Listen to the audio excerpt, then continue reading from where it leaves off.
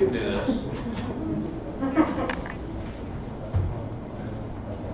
It won't seem right if you're not doing it.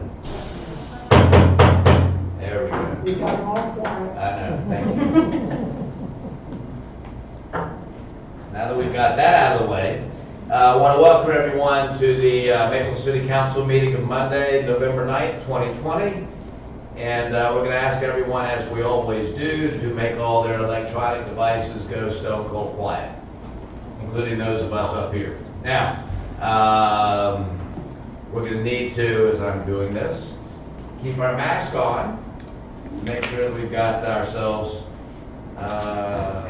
properly situated. We want everybody on the council, if you would please do your best to speak into the microphone when you can, so we have a good recording for everybody. And let's see what else. We don't have anyone here to do an invocation for us tonight. So if those of you that are here would please bow your heads with me for a moment of silence and say a good prayer for a great vaccine, among other things, and thank our first responders for all that they do for us.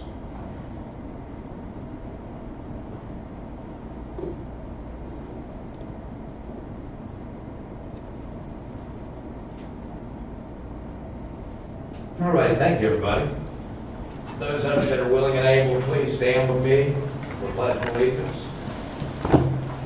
I pledge allegiance to the flag of the United States of America and to the republic for which it stands, one nation, under God, indivisible, with liberty and justice for all.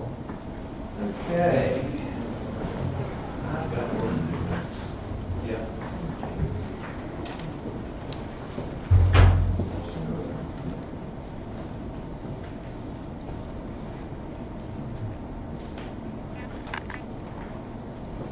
All right, this is the fun part for me. Let me get started here with something that's very important and long overdue. Resolution, whereas Councilman Beverly J. Reppinen has faithfully and honorably served the citizens of Maitland, Florida as a member of the Maitland City Council from when dirt was invented until from 07 to 13, and again from April 14 to April of 2020. Now, Bev has held the positions of Vice Mayor in 09, 2012, and 2013, and we're about to change the name of the title of the spot. Now, whereas Bev Reppinen is being honored by the City of Maitland for her outstanding service as a member of the Lakes Advisory Board, founder and chair of the Interim Improvement Committee, representative and liaison to the Maitland Public Library and Personnel Board. In 2010, she was named Volunteer of the Year for her contributions about 10 years too late. Now, whereas during her tenure, Councilwoman Reppinen had a commitment and positive approach to achieving significant goals for our city, including the negotiation process of several development agreements and improvement projects in the city, including Maitland City Center, Maitland West, and Maitland Concourse North. Decisions on the development of Maitland's downtown, approving the development of Festival Street, otherwise known as Independence Lane, and Independence Square, the Uber pilot program, the wetland protection ordinance, the undergrounding of Greenwood Gardens, and the approval of the space needs study for the Maitland Public Library, and more whereases. Councilwoman Reppinen has given her time and energy to ensure a sound and efficient governmental structure and to create a better community in which to live. Now, Bev is well known for her role as Santa's helper during the annual Seasons of Light event, and she's also whereas the mayor and members of the Maitland City Council deem it fitting and proper to recognize Councilwoman Beverly J. Reppinen for her dedication to public service during these past years. Now, therefore, be it resolved that I, A. Dale McDonald, and members of the City Council do hereby express sincere appreciation and gratitude to Councilwoman Beverly J. Reppinen for her faithful and devoted public service and extend our best wishes for continued good health and that she can actually become boss of her puppy. Now, Bev, you would come up.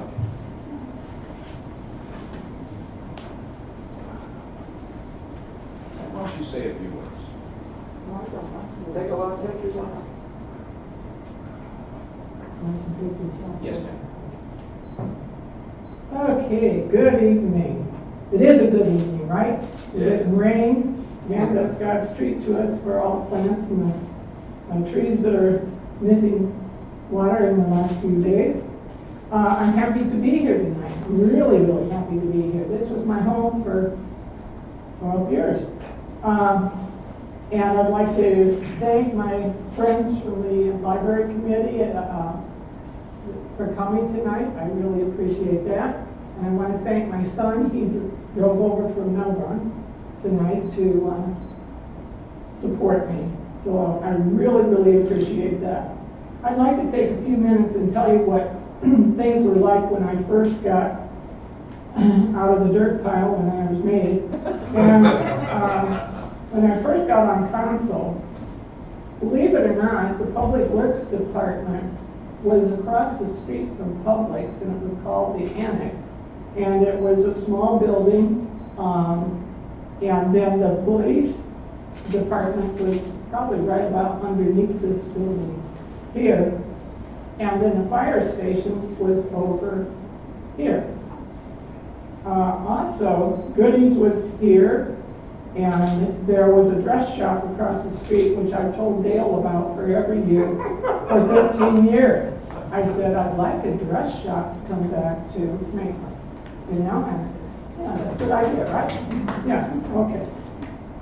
Then the developer proposed developing the wetlands over across the street from Publix.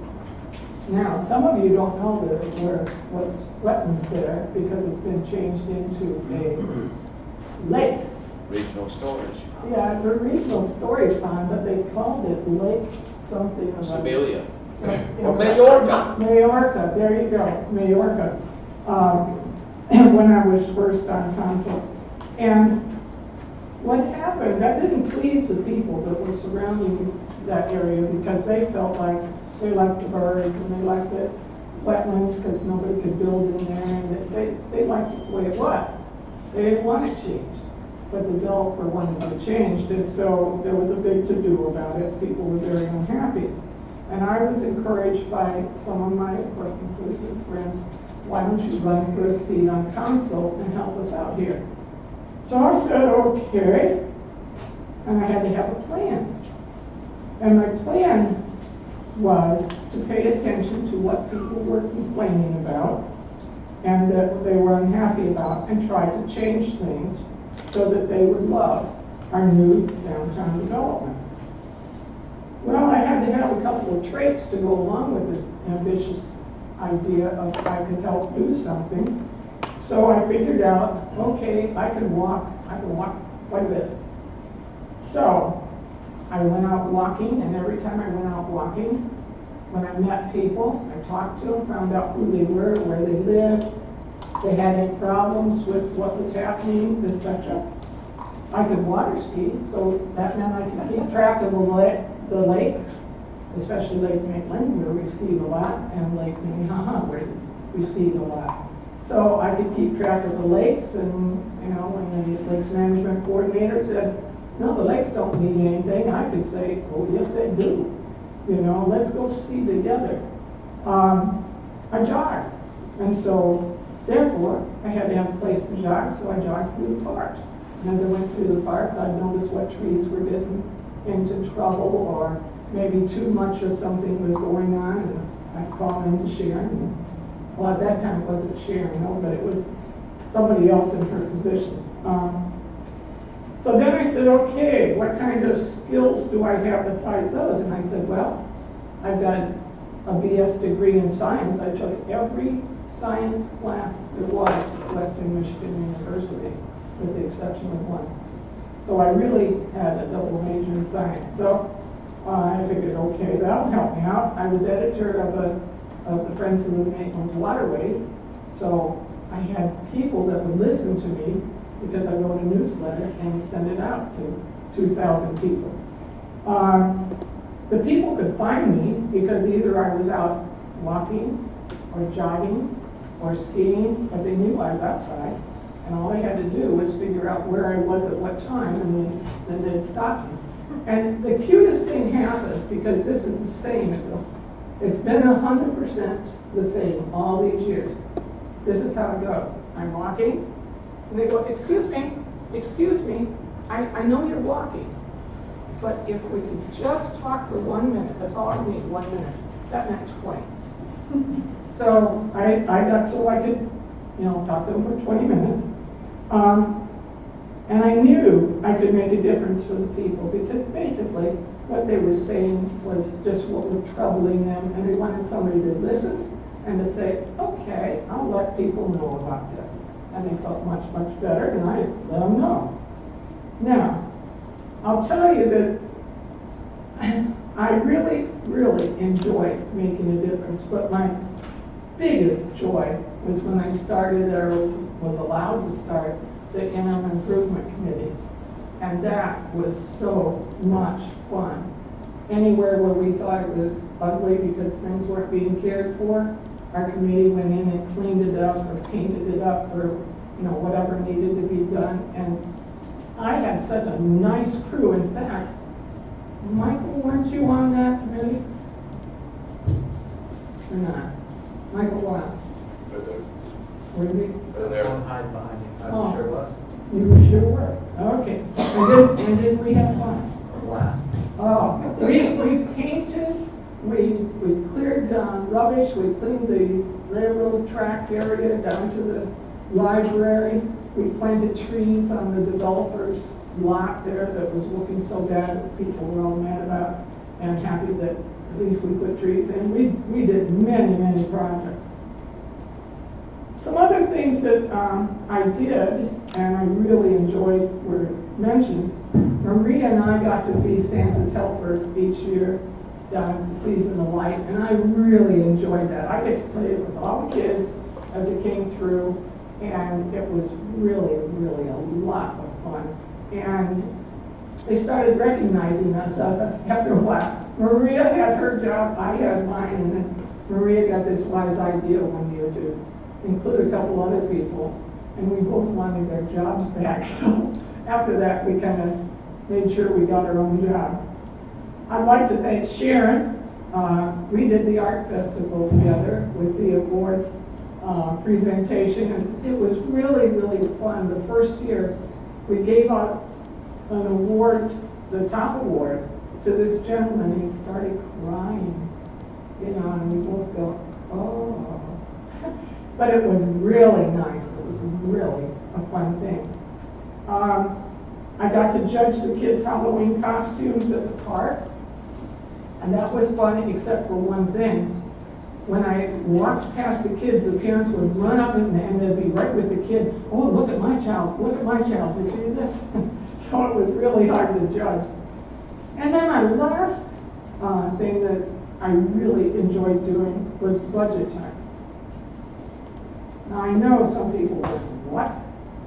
But it was an exciting time to talk about what are we going to do this next year? What can we do this next year?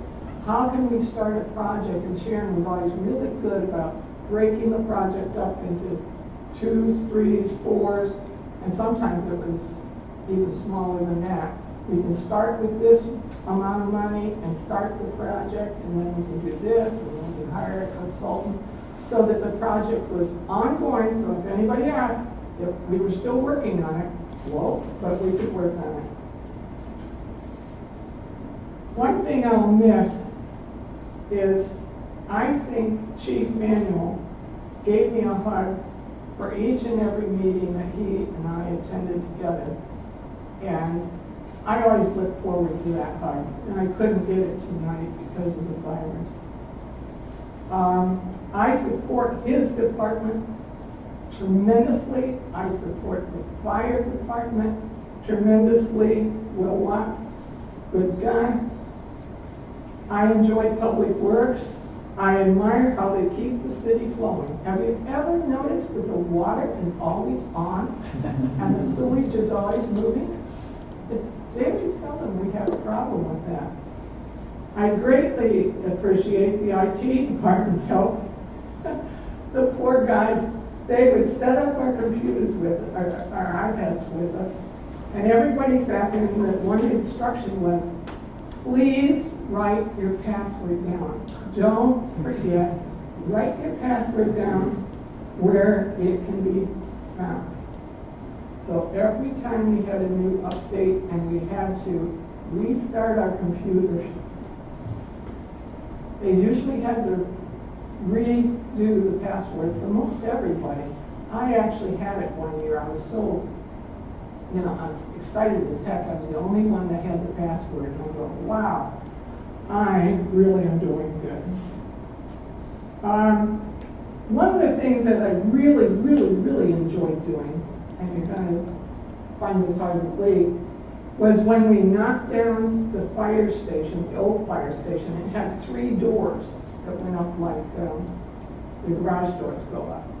And I got to ride on the, I call it the claw, this machine, and put out the claw and pull the door 3 off of the building. And I loved that. I thought that was neat.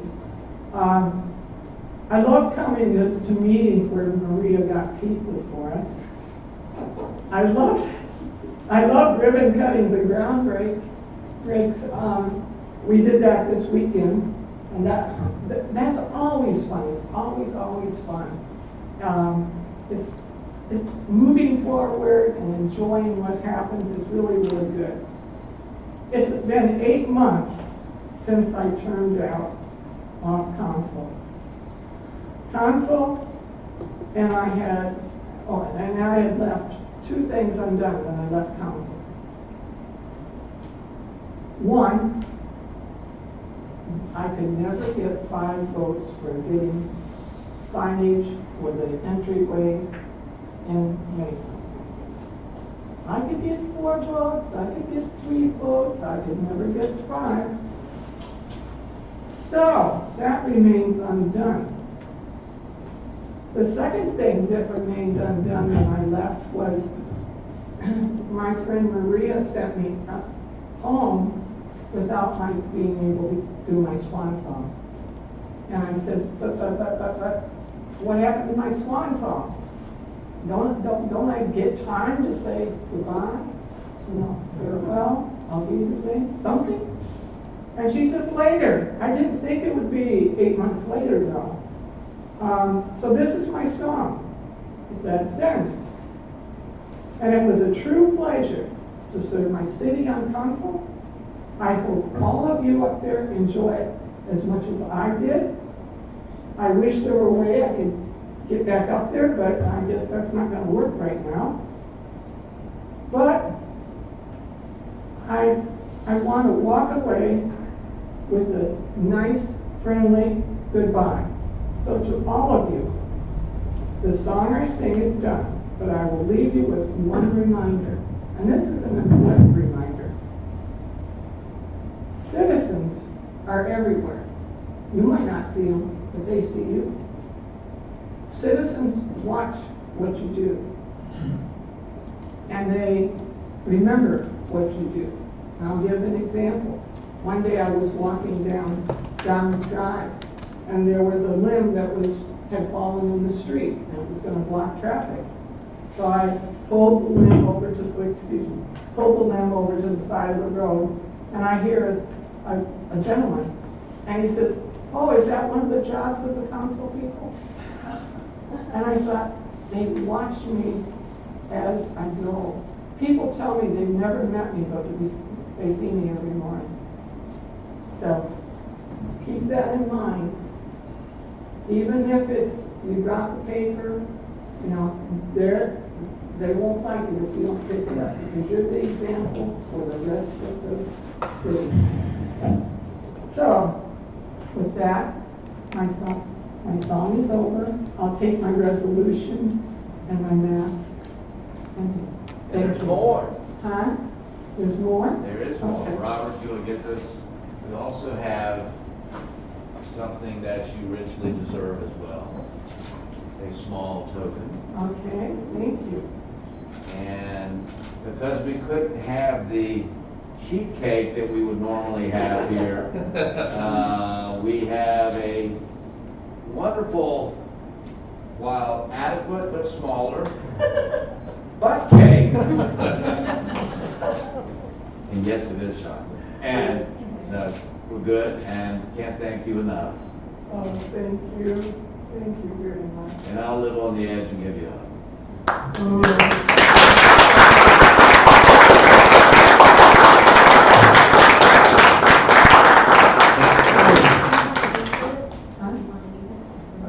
Yeah. Don't get too comfortable.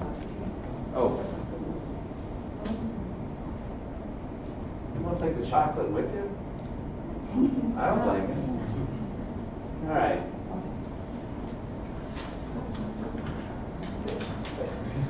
Yes. We wouldn't even know we practiced this all afternoon. Now, we're only partially done. Now, let you tell me when I do this right. Oh, you want to do this one? I'm going to drone on for a couple of minutes. All right, John. Another resolution, but a John resolution. Whereas Vice Mayor John P. Lowndes has served the citizens of Maitland, Florida with honor, loyalty, and sincere dedication as a member of Maitland City Council from April 8, 2013 until April 27, 2020, and held the position of Vice Mayor in 2015 and again in 2019. Whereas John is being honored by the City of Maitland for his outstanding service as a member of the Planning and Zoning Commission, Maitland Community Redevelopment Agency, and the Maitland Electrical Power Advisory Board. How'd that work out for us? Now, whereas during his tenure, Vice Mayor Lowndes has had a commitment and positive approach to achieving significant goals for our city, including the negotiation process of several developer agreements and improvement projects in the city, including Maitland City Center, Maitland West, and Maitland Concourse North, permitting medical marijuana dispensaries, oh no, I haven't forgotten, within the city limits, approving the development of Festival Street, otherwise known as Independence Lane, and Independence Square, establishing several new businesses in our community through the Qualified Target Industry Program and the Economic Development Tax Exemption as well. Uber Pilot Program, the Wetland Protection Ordinance, undergrounding of Greenwood Gardens, and the approval of the Space Needs Study for the Maitland Public Library. Correct job. Whereas John was instrumental in the creation of the city's first climate change mitigation and sustainability program, and whereas Vice Mayor Lowndes has given his time and energy to ensure a sound and efficient government structure and to create a better community in which to live. And whereas the mayor and members of the city council deem it fitting and proper to recognize Vice Mayor John P. Lowndes for his dedication to public service during these past years.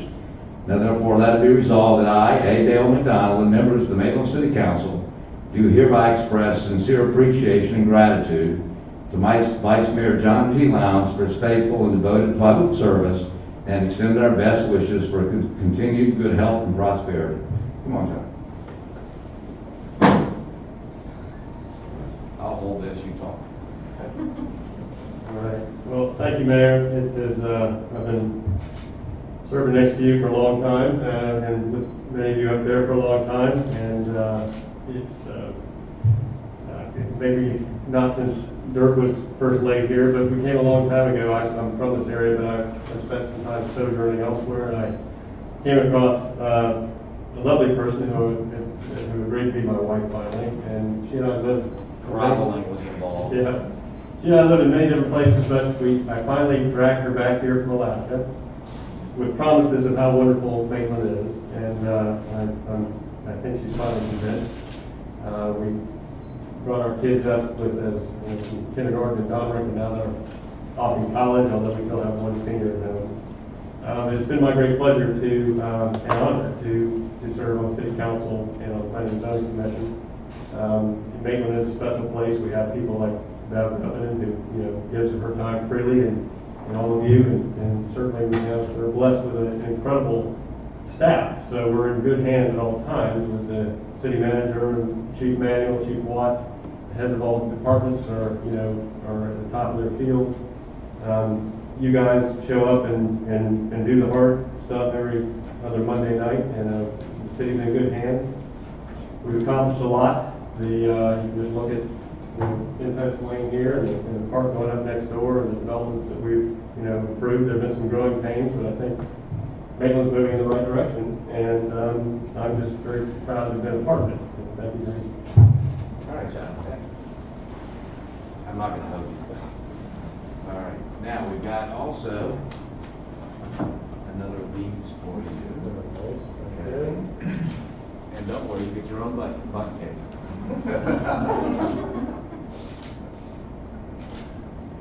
I was smiling, Robert, you tell? All right. Perfect. All right.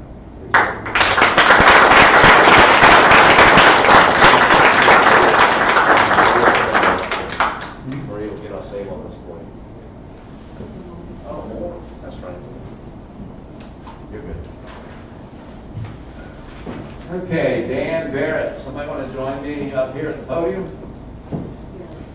Where are you, Barrett? Oh, Barrett, thank you.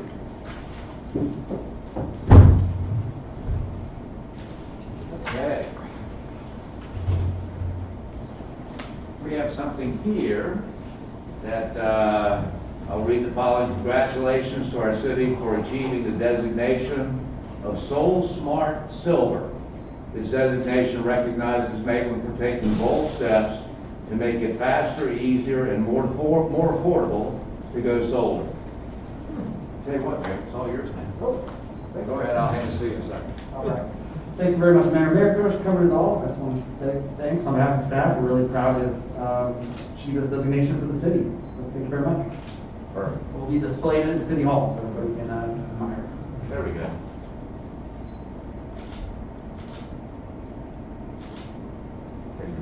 All right. Thank you, Mayor. Thanks. Good job, Barrett.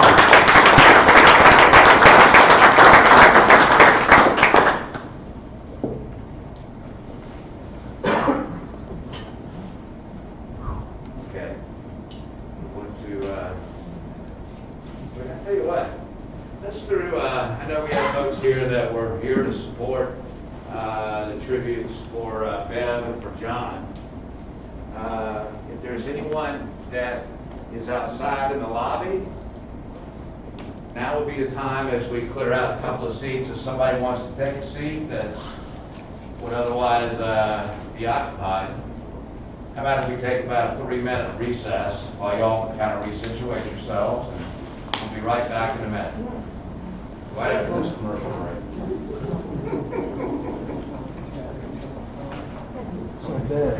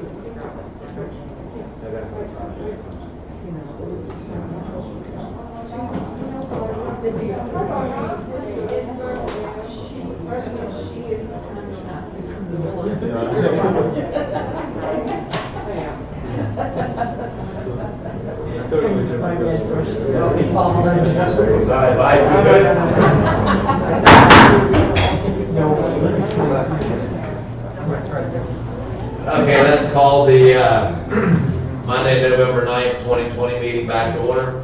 And I will do my very best to keep my mask on, and I would hope that y'all all will as well. Now, we have no public hearing scheduled. Ms. City Manager, any old business we want to talk about? None tonight. I like the sound of that.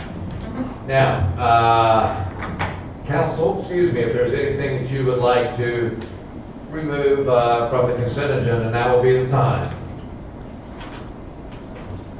Hearing none. Anybody from the public like to address consent items 2 through 4? Hearing none, we will bring it back to council, and a motion will be in order. Motion to approve the consent agenda. I like the way Lindsay talks. All right, we got a motion. We need a second. Second. And a second. All right. Any further comment? Ms. Maria, if you would. Councilmember Guthrie, Aye. Councilmember Hall Harrison, Aye. Councilmember Thomas, Aye. Councilmember Wild, Aye. Mayor McDonald. Aye. Okay, this is the time that we set aside each meeting for the legendary Maitland public period. We can address any item that is not on the agenda.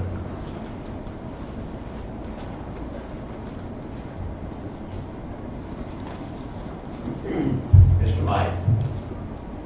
Good evening, and thank you for all being here under these really difficult circumstances and for staff operating under the conditions that we all found ourselves in. My name is Michael Dabby, 605 Waverly Lane, Maitland. As a former member of planning and zoning here for many years, probably a total of close to 14 years in other boards, there are certain things that concern me, one of which was brought up at planning and zoning several years ago when I was on, and that is a notification zone of 500 feet. I recognize that when I was on planning and zoning at the time, we asked staff to do a study on whether that was appropriate. And my recollection, which may not be too good, correct me if I'm wrong, please, is that staff looked at other municipalities and jurisdictions in the area and concluded that our 500 feet for purposes of Maitland was adequate and appropriate. I take strong exception to that because there's a lot of differences in Maitland that we may have that other communities don't. And besides, just because one community decides to do it a certain way or doesn't have a strong resident population as owner-occupied population, doesn't mean that we should be that way. We should dare to be different. We should explore our opportunities, our needs, our wants, our desires, and how we operate and how we want our community to be formed and look in the future. So I encourage City Council to redirect staff to look at the appropriate notification zones for various uses. And if in case, as has been in the past, that the city decides that it wants outside input, such as an ad hoc committee, I would volunteer to be on that committee with your blessings. Of course, you would have to appoint me. I've been on other ad hoc committees. I don't know where the time is. Okay. I've been on other ad hoc committees in this community, and we've brought forth policies and objectives that were acted upon and preserved or enhanced our community as necessary. I thank you for the time and opportunity. I hope that you'll consider this seriously, take up the issue again, and again, please consider appointing me as part of that committee if there is an ad hoc committee. Thank you. Thank you, Mike. Anyone else like to address the council on any non-agenda item? Say, Carlos. Yes, sir.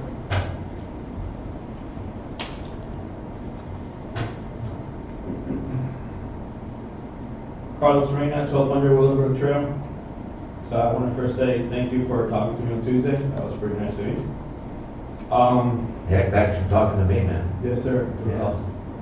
I'm trying to keep level-headed. Now this is me coming, not only looking for information as I was humbly coming last meeting, to see certain ordinance or rules in regards to not seeing from my point of view and seeing how it really was. I'm here to express how disappointed I am that when I approached you guys for this information, we didn't get no one to give the answer to Mr. Mathis or Mr. Shea. So honestly, the meeting really was just for us to say hello to each other. I teach my 3 kids to, when you mess up good. Responsibility, right? You're gonna have to, accountability, you're gonna have to answer to it. 2 is also, I don't know is not an answer. I'm tired of hearing I don't know from code enforcement's officers, so they bounce you back and forth. To the point that last year in June I met, I think his name is Robert, for some unknown reason, because Acelera versus the last website and now what we have, which is a lot easier to use, honestly. Now what I'm seeing is, I don't know if it's not there now, it was just swept underneath the rug. And to me, I find that even worse than getting an I don't know. As you guys can see, I'm a very Hispanic emotional guy, but I'm definitely not using Hispanic as a crush, because I served this military for the reasons that you guys can have the same liberties as I wish to have myself. That said, I'm going to use you with your permission and Mr. Thomas as an example, right? If you 2 guys are neighbors, the same code, which is black and white, no color, doesn't matter age, money, anything. It should be the same code for this gentleman, Mr. Thomas, as so it's for you to enjoy your home and your freedoms, right? Code enforcement officers should not be able to interpret code to how they feel or who they know or generations to go. Code enforcement should be black and white code, and then I don't need to hear from a code enforcement attorney, oh, verbiage is not correct. I already knew that. Please at least give me, when they took it out of the little, out of the 3 things that they were going against, at least give me an apology. Because it's an insult. I never, just like I told Mr. Mathis, I never ask a question that I already don't know the answer to. And Mrs. Waldrop can attest to that, because I'm driving her crazy. So, with that said, I'm coming to you guys saying, that's just like the lady here in Beverly, I think her name was. Everybody pays attention to what you guys do and say. I came here humbly asking, I may be wrong, I may be right, I already accept, but the Maitland that you guys are looking for, and sir, with all your permission, the logos, the colors, futuristic buildings, library, we can't have the Maitland that you guys are shooting for if we cannot have, and let me see if I remember, code, accountability, responsibility, and law and order. I'm bringing that to you guys' attention because I'm, like you said, I'm going to be sending an email to Mrs. Waldrop here to set up a meeting, hopefully with the city manager, because I spent about $250 in documentation that I still have from September 16th of 2018. So, with pictures and so forth. I already submitted 5 complaints to the new system, but it's not my job to say neighbor so-and-so is not doing things according to code. That's what I'm trying to avoid. I don't want to be the McCoys and the Hatchfields. But now what I'm trying to see is how are they going to respond? And how are they going to respond, because I want to see, hey, if that same code is there, and I had to answer to it because I have accountability, responsibility, I'll take for it, then they should also then go back and do that. And then also charge after the fact fees. I have plenty of time. Like I said, I'm a disabled veteran. I don't need to have my neighbors driving up to my driveway, knocking on my door for 10 a.m. Call code enforcement, call police. It's just ridiculous. With that, I say thank you, and if there's no committee for Veterans Affairs or anything like that for, you know, as Veterans Week, sign me up. You know, I'd be one to volunteer, I'll be one of the ones there. And let's make Maitland better than what it is. Thank you, Carlos. Anyone else like to address the council on any non-agenda item? There you go. I didn't know if you recognized me behind this loveliness. That smile I would never miss. A lot of new faces here. Barbara Nealon, 612 Groveport, Maitland. Something happened last night that I think is just kind of timely. I was at a friend's house. I drove through Maitland to a friend's house on Lake Sebelia, North Lake Sebelia, almost up to Willowbrook. And I got out of the car and I'm like, where is that music coming from? I mean, I thought the neighbor, you know, I was like, I don't know. And it kept getting louder and louder, and it would ebb and flow. I finally figured out where it was coming from, and it was from the Asbury Church, like half a mile away, right across the water. Right. And the water carries the sound. And this might seem like a non sequitur, but with all the development going on in Maitland, you know, people over 500 feet away from a development can be affected. I've also heard other things, you know, like when you have the parties out here, same thing. I could be over there and I can hear the parties all the way across the lake. So I just wanted to bring it to your attention in case it ever comes up. I know you do lake studies and maybe road studies, but certainly don't forget about the noise. Will do. Thank you. Thanks, Barbara. Nice to see you all. Thank you for your service. Thank you, ma'am. Anybody else like to address the council on any non-agenda item?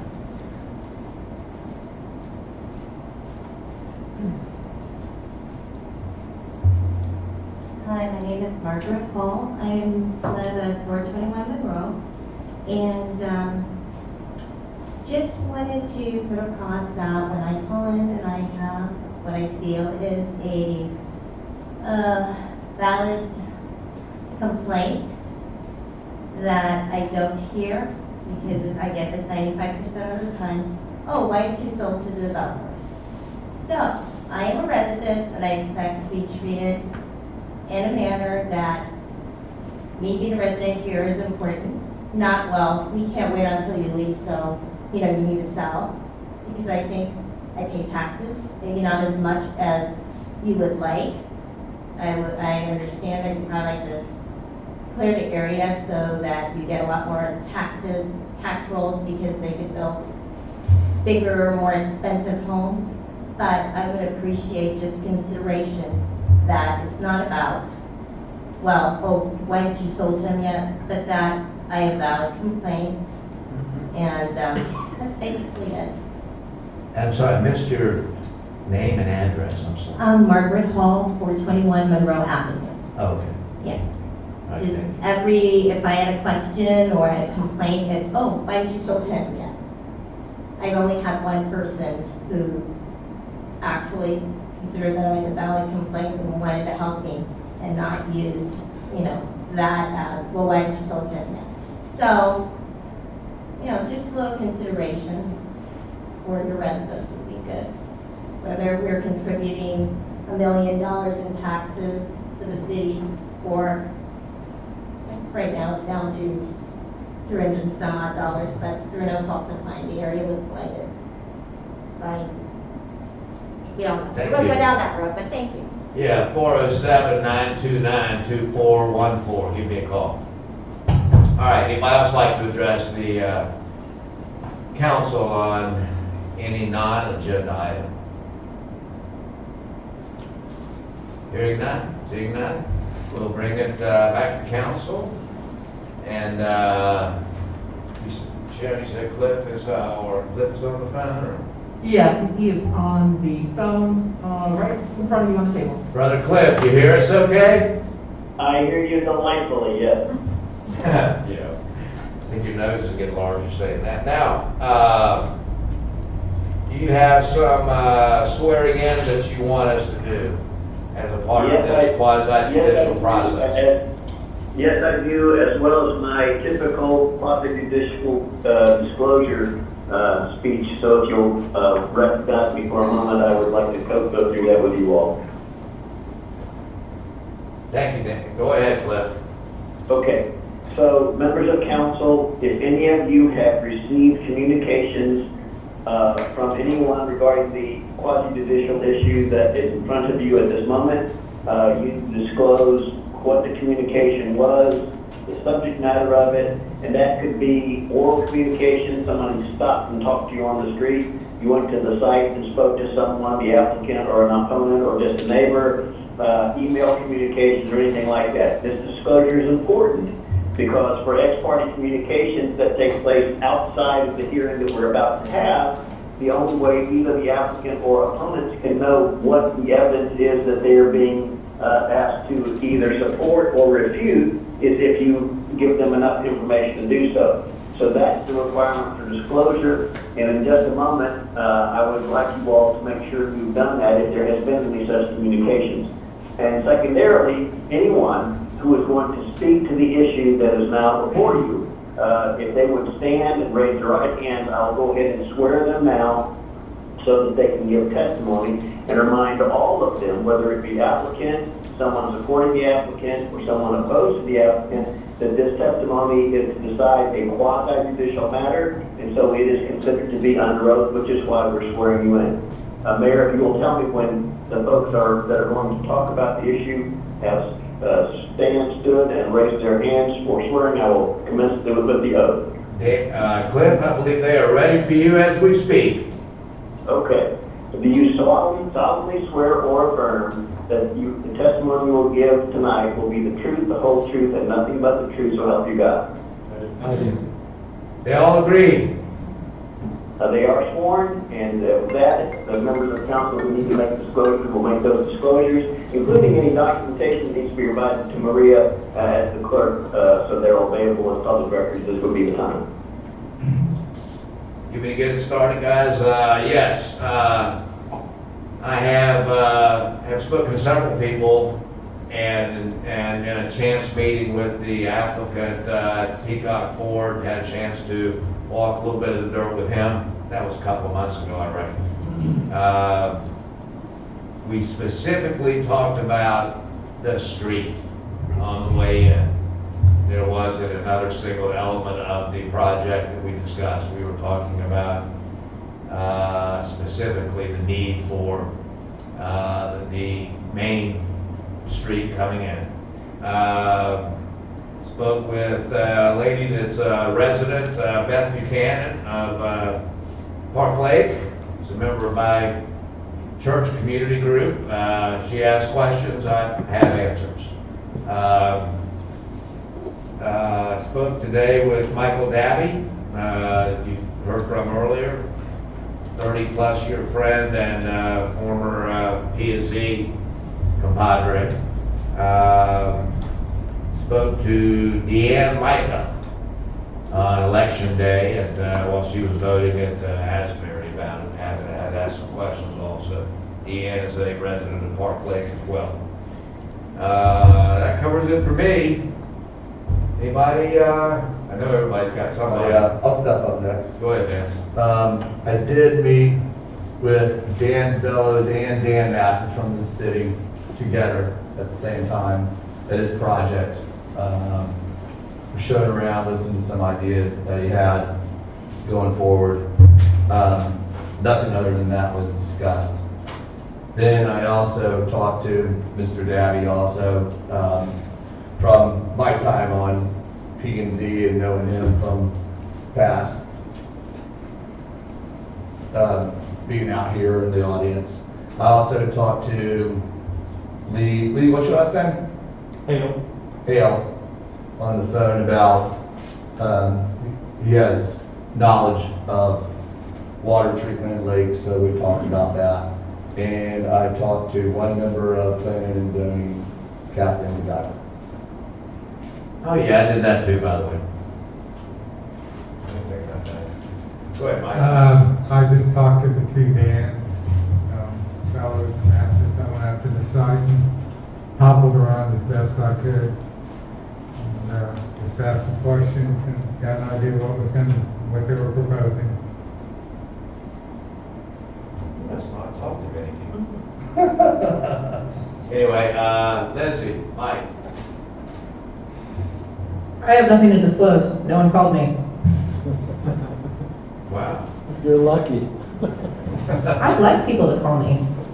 I met with Catherine MacGyver as well, and I met with Dan Bellows and Dan Mathis at the site. Had, I think, a fairly extensive conversation. I don't know, do we want to get into everything we discussed on that conversation? Is that what we need to do, Cliff? I did. So we talked about activity on the lake, we talked about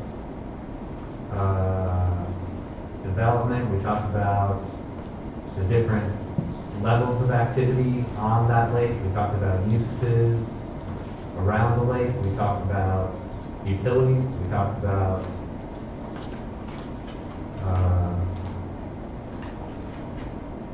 I don't know, a lot of other stuff. I think that was about it. Does that cover it, Dan? Dan can't answer right now. I'm asking Yeah. Mathis. Oh, yeah. Yeah, we talked, you covered it, please. Okay. I pretty much talked about the things Mike talked about, I just didn't go into detail, so, I don't want to reflect on holding anything out. Understand. Cliff, have we covered the waterfront with that? Brother Cliff? Excuse me, what, I didn't have it on mute, didn't I? Oh, that's okay. Did we cover the waterfront regarding disclosure? Yes, you did cover disclosure, but I want to take this opportunity to expand just a little bit based on what Michael Wild said. The generalities of what was covered is helpful, but if there are, I will point this out so we don't get dragged into the weeds right at this moment, that for anyone who needs more information about specific things, since there were so many that you covered that may influence your decision, they need to be able to know that they are free to ask you further about those things, because otherwise they can't know what it is that you might be thinking that they need to put on testimony to refute. So the disclosure is not just about subject matter, but specifically what it is you learned that you're taking with you in this hearing, subject to being refuted by somebody else. And so it's simply more detailed than we talked about roads, we talked about traffic, we talked about population or whatever. It's okay, and what did you learn? That is going to be used tonight, so that whether you're for the applicant or oppose the applicant, you can properly address it in your remarks and testimony before council. Okay. Given that do we have any further disclosures, more specific disclosures that we want to address? Won't bother you, Lindsay, because you didn't talk to anybody. Now, I mean, that, I don't know, like, specifics as much as you can provide. probably. I think Dan was very clear when I spoke with him that I wanted a nice road on the way in, and he assured me that it was the best he could do to make it the best road possible. I've not had to get this granular on a disclosure, but we talked about horsepower on a boat, we talked about limiting the noise on the lakes, we talked about activities on the lake, we talked about restaurants, we talked about noise, height,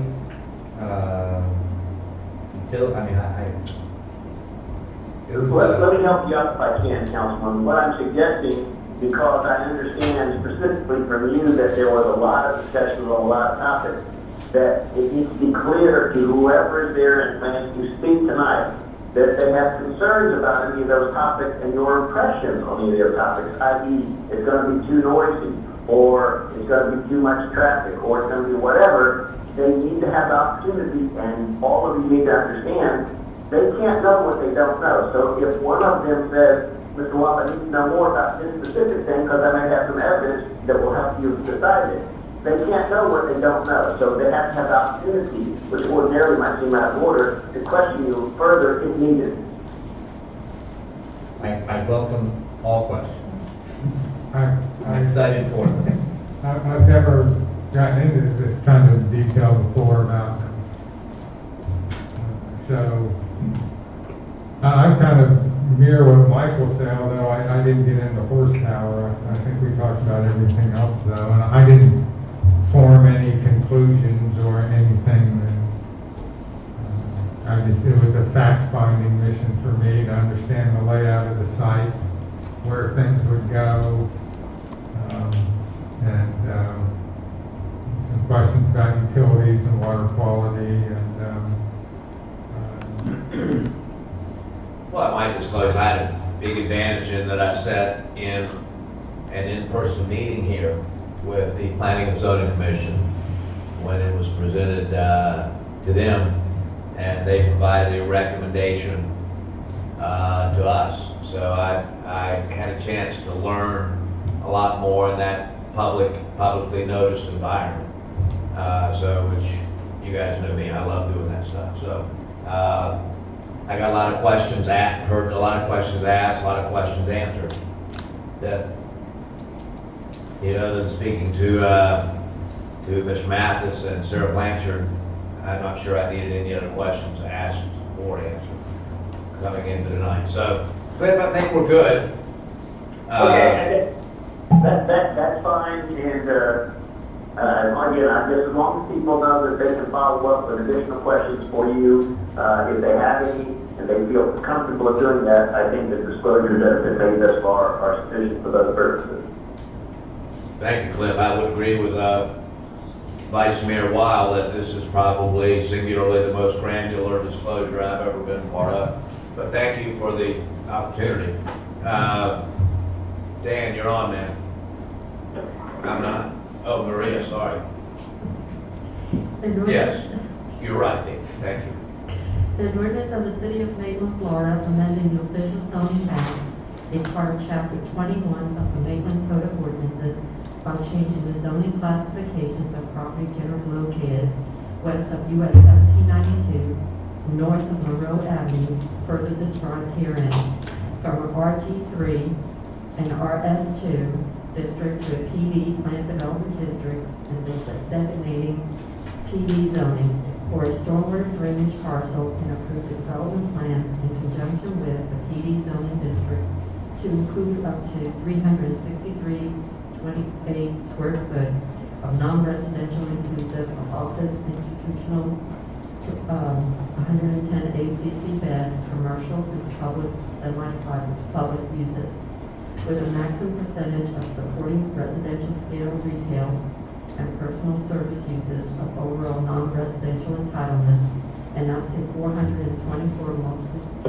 multi-family residential dwelling units, maximum building heights of 5 stories and 65 feet, and transitioning to those 3 stories and 42 feet, and allowing additional height for accessory elements, stairwells, and elevators, providing for setback, buffers, landscaping, project facing, a subdivision plat, and including conditions of approval in conjunction with a development plan for the project and providing for an effective date.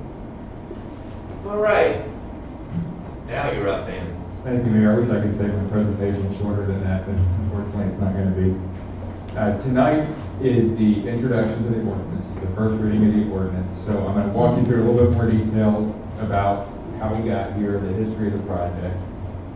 As you know, the property is located on about just under 18 acres on Monroe Avenue near 1792. The applicant is asking for rezoning to PD for a mixture of uses in a multi-phase development. So again, I'm going to walk you through a little bit of the process procedure, the history of it, what the land use and zoning facts are of the case, brief overview of the project, and what staff and P&Z considered in our review. This is an option 1 PD. It is a conceptual PD. So it is a rezoning with a design development program. The program itself has design parameters that are included in the ordinance and the plan. It is a phase plan, and as it moves forward, the next stage, after should council approve it, it would go into the site plan approval process. So to start out, a little brief history of it, the application was submitted back in 2019. It went to Planning and Zoning for its community meeting back in February of 2020. And then P&Z sent it to staff to work on it with the applicant. And so over a course of about 7 months, DRC finally got to the point where we were ready to make a recommendation. It was a unanimous recommendation of approval with conditions. It then went to Planning and Zoning Board in October, where the Planning and Zoning Board gave it a unanimous recommendation of approval with conditions. They added a few extra conditions, which I'll explain as we go through the case itself. Tonight, of course, is the City Council's introduction, and what we're going to be asking for is that it be introduced and set the public hearing and action date for November 23rd. So a real brief history of the project back in 1954. It was primarily citrus groves and cleared land. It was then developed into 249 apartment units spread out throughout the site. The current zoning of the property is a mixture of RS2 and RG3, with RG3 being the dark brown and RS2 being the single yellow property over here.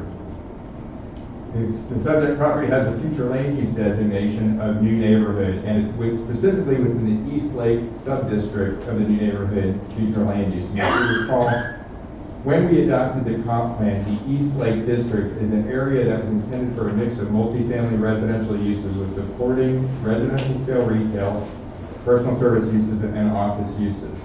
It serves as a transition from the main street down into further, as you go further west, into the new neighborhood and into the single family areas. So as this project sits, it's primarily in the new neighborhood district. There is one piece of property that's outside the new neighborhood district. That's this little piece right here. That's in just the new neighborhood, that's outside the East Lake district. And where that makes a difference is in the comp plan that was adopted, the East Lake Overlay District had an increased density and intensity. And what council did, as you recall, is in the overall new neighborhood, they gave a little bit extra density and intensity in the East Lake Overlay District and reduced the density and intensity for the rest of the new neighborhood district to serve as that transition moving down.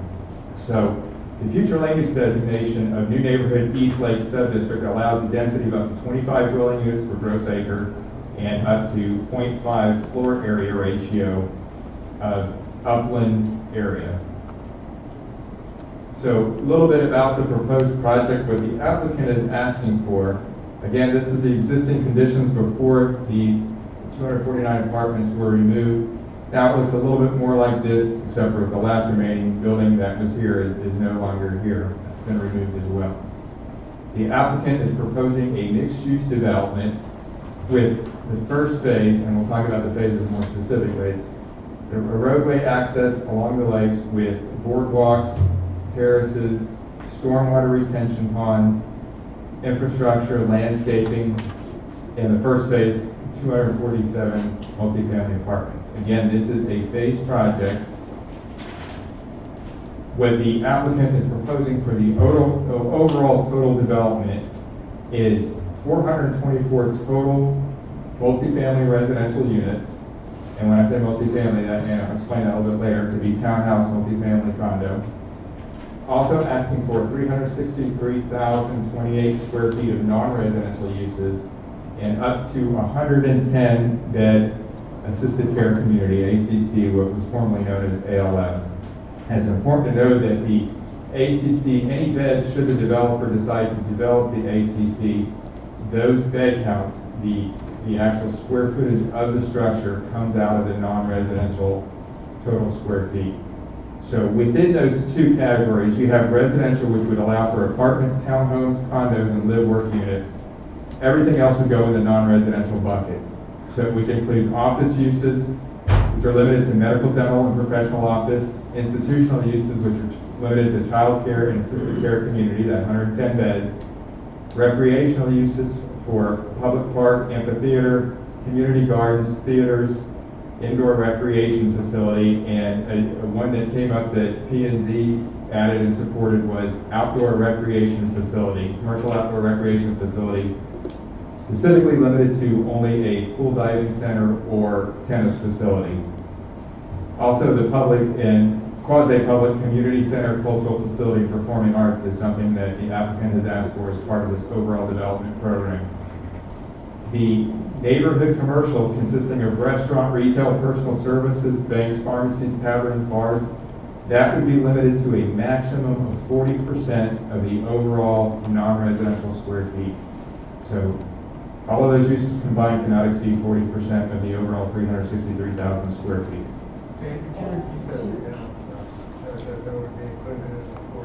Excuse me? The 40% would be the neighborhood commercial uses, which are restaurant, retail, personal service, bank, pharmacy, tavern, bar, and cinema, is what the applicant is limited to.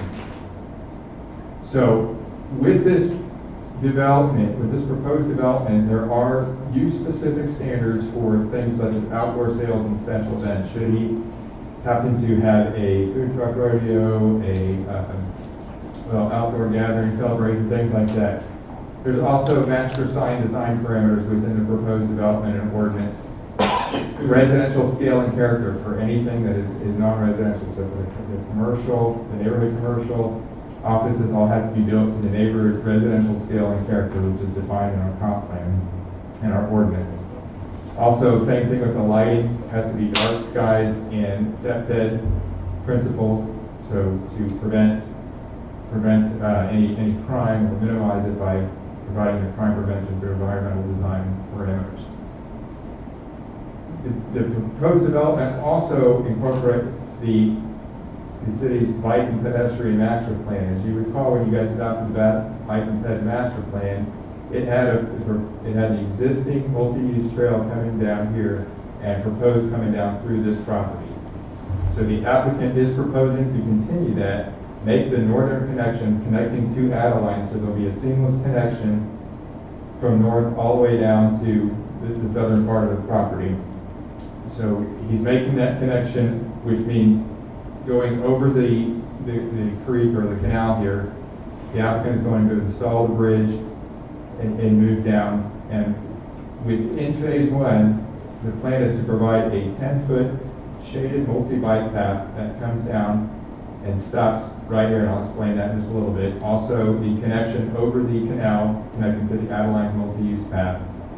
In addition, there's going to be a 5 to 10 foot, and it's in 10 feet in some places, and it meanders down to 5 in a couple. Another trail that comes around here, wraps around the lakes, and connects to Monroe Avenue. So that the applicant is retaining the right to have control over this. It will be open to the public, but he is wanting to remain control over that in case he needs to trespass anybody or things like that. The southern piece down here, he is in talks with either dedicating it to the city or just turning it over in some mechanism, but the city would be doing this one. Now, the way the ordinance is set up is that when it comes to phase two, the trail, the 10-foot trail comes down here and stops primarily right here. And the reason for that in phase one is that the applicant, staff, your staff from the city of Winter Park and DOT are all working together to try to punch it through over the 1792 and connect to Winter Park's existing trail system. Winter Park recently tore down the car wash that was over there, and as part of the redevelopment plan, got an easement to continue that trail. So this is the last remaining piece that would really connect the two cities seamlessly. So we've been in talk with DOT on numerous occasions, in talks with the city of Winter Park staff as well as the applicant. We were looking for some information today, and DOT has not given the answer yet. They've sent it around to several different of the staff members. But the applicant will tell you a little bit more about that when he comes up and talks to us. He's had a lot more conversations to exactly how that's going to work, including even designing. So with this application, there are modifications to the existing code that's being requested. First one being the request for a blade sign. So currently in the ordinance, it does not allow a blade sign. So the applicant is asking for an 8-foot blade sign. And I'll show you a picture of that, what that's going to look like in just a second. The subdivision process, the code normally says they have 2 years to apply for it.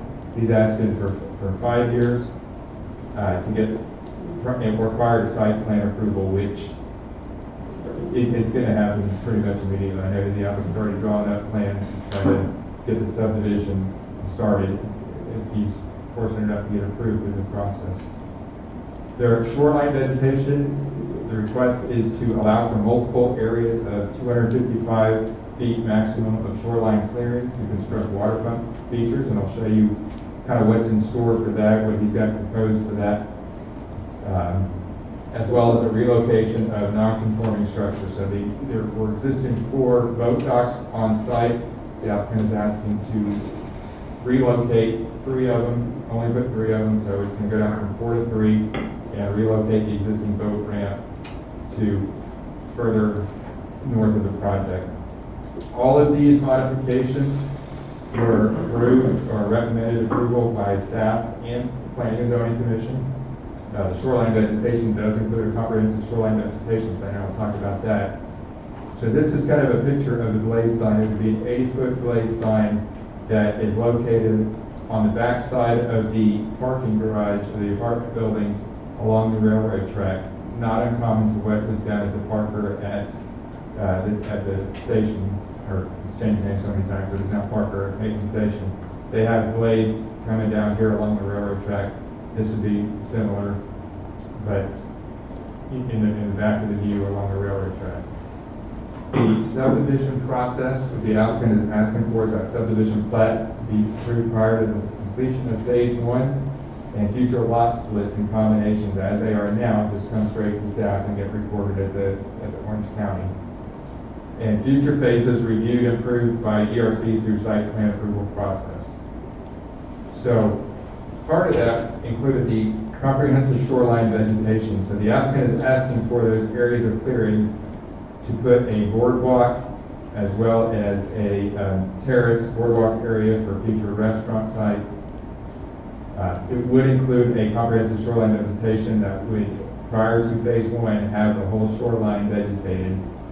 When it came to P&Z, and this is the shoreline vegetation that we talked about, the list of wetland species, the map displaying where it is, and the reference to the buffer types. When it came to P&Z, they were okay with the comprehensive shoreline vegetation plan, and I'll speak to it in just a second. It looks like this slide jumps real quick on the relocation of the structures. So the applicant is proposing to take the 4 existing structures, boat docks, and replace them with these 3 here, and move the existing boat ramp, which sits currently right here, move it over here to line up with the use of the multifamily apartments. It is not set for a public boat ramp, but it's for the use, and as proposed, for the tenants of the apartment complex. So the other modifications that are being requested is the maximum dimension of waterfront structures. So our ordinance currently limits waterfront structures fairly restrictively. What he's asking for is to allow a height up to 16 feet for the terrace, and to expand the size of the waterfront structures up to 4,784 square feet with a 20-foot wide boardwalk, and the terrace 10 to 45 feet wide, 126 feet in length. So this again was supported unanimously by P&Z and staff. You're also requesting a minimum right-of-way width from the main road from 60 feet to 53 feet, again unanimously supported by P&Z and staff. Asking for a lot coverage modification from the zoning, the RS2 and RG3 zoning from 30 to 35 to 100%. Staff and P&Z both unanimously supported that because the required open space and impervious surface ratios that are in the ordinance are going to pretty much limit what can be done from a lot coverage anyway, kind of an outdated way to regulate parcels that's proposed to be removed in the new ordinance. Another modification is the setback, of course, as a PD. The applicant is requesting to set their own setback, which is different from the existing zoning. And I'll talk a little bit about that, but basically 15 feet setback to the along the railroad, and 15 feet abutting the DM district if owned by applicant. If it's not owned by applicant, if it is, it goes down to 0. 10 feet south from the road and 10 feet sidewalk and then 0 step back. So I'll explain that a little bit. The boardwalk and terraces, of course, are located in this area. The boardwalk and terrace would look something similar to this, with this being your entrance road going back into the back. You have the proposed apartments in the back, boardwalk in those two areas to provide that kind of pedestrian place, sense of gathering, walkability. The table kind of depicts the setbacks again. The east boundary along the bike path would be 15 feet, where 10 feet of that would have that multi-use trail in it. The remainder of it would be 15 feet, or it'd go down to 0 if the bike path is put on his land. So important to know with that phase 2 of the bike path, we talked about the idea is to try to get it to work with DOT and coordinate it to go over the road. If it doesn't work, if DOT doesn't give permission, or for some reason that doesn't work, the applicant's required to continue the rest of the 10 feet on his property. So if he gets the connection over DOT, then the setback would go down to 0. If he provide, or I'm sorry, it'd be 15. If he has to provide the trail, then it would go down to 0. The western boundary is set at 15 feet unless the applicant owns the property, then it can go down to 0. The waterfront buildings, 25 feet from the normal high water line, for vertical construction. The terrace with active uses, he's requesting for 19 feet landward of the normal high water line, and subject to, of course, noise and lighting regulations with dark sky at reviewed at site plan. The other structures along the waterfront, he's asking for 0, and that would be 0 feet that may encroach into the water body if constructed on piers. So if he did a restaurant with a boardwalk or a terrace that went over the water, it would have to be constructed on piers. Same thing with the boathouses and pools and things like that. Monroe Avenue, the request is a streetscape section, would go down to 10 feet. Applicant is requesting 0 feet if he provides a 10-foot sidewalk. The intent is to kind of bring forward what was done in Winter Park, the streetscape that's been done in Rob Dodge in Winter Park, bring it up, convert Monroe Avenue to have some on-street parking, have a 10-foot sidewalk with landscape trees and the wells, very similar to what was done in Winter Park. So interior lot lines, of course, are 0, and that's very common with a lot of the PDs that we do. So again, the waterfront would have the 25-foot setback, except for a few areas that are being approached, and I'll go over those in a little bit. One thing to note is that P&Z, when they made their recommendation to approve the boardwalks and the terraces, is that the comprehensive shoreline vegetation plan covers the entire length, and in the area where there's the boardwalks and the terrace, P&Z added aquatic vegetation goes on the waterward side of those, so there's still additional filtration that would go before it went into the lake. So the building setbacks, of course, the 25 feet except for what would be exempt would be the boardwalks, the sidewalks, the deck and patio. This land would be 15 feet unless the applicant were to acquire this land and go down to 0, 15 feet along here, and then 15 feet here unless he puts the bike path up here, in which case this would go down to 0. And of course the streetscape, we talked about that. So additional modifications, the applicant has requested the maximum building height, which he's asking for an increase to 65 feet plus 40 feet, or I'm sorry, 65 feet plus 15 feet for architectural purposes, and 40 feet plus 15. And I'll walk you through how that lays out in the map. There's certain areas where it's going to be, where he's proposing 65 feet plus the appurtenances, and then it tapers down. As you get closer to the lake, it goes down to the 40 feet plus the appurtenances. And I'll walk you through that in just a second.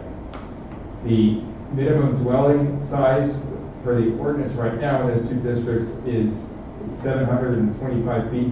The applicant is asking for up to 20% of the overall project to go down to to 500 square feet, so he can provide for a different variety of housing types and styles at different levels. There's also a parking reduction that's been proposed by the applicant for the first phase parking of those proposed apartments to 411 spaces. This was submitted as part of a parking justification that staff has looked at based on similar products built by the actual developer and how it's worked in the jurisdictions under the same parking ratios. The applicant has also asked for a waiver of Section 814E to allow for sand beaches in multiple locations. The intent is to provide little sand beach areas so people that might have a kayak or canoe can pull up and people can play. Now, P&Z, when they recommended this, P&Z recommended a limitation of one sand beach at a maximum of 25 linear feet. So they wanted to limit it to one beach. There's also some waterfront encroachments that were being requested. All of these, again, recommended approval by P&Z and staff unanimously. The building height that we were referring to here, the area in blue or teal or whatever color is coming up here, would be 65 feet maximum with 15 feet for purposes, architectural purposes. And that would be along this whole area here. As you get within 100 feet of the main road and on the west side of the road, all of that land would be a maximum of 40 feet with the appurtenances.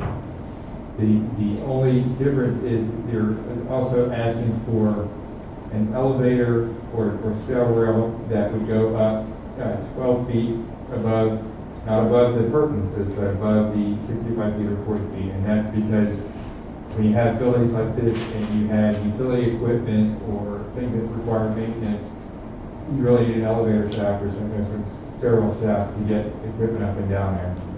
So, again, unanimously approved by staff and P&Z recommendations. This is kind of an elevation of what the proposed first phase apartments would look like.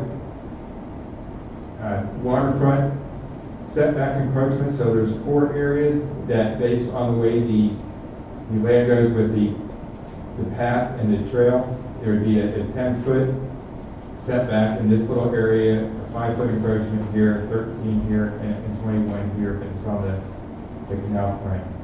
So staff has looked at this, P&Z has looked at this, and unanimously recommended approval of those.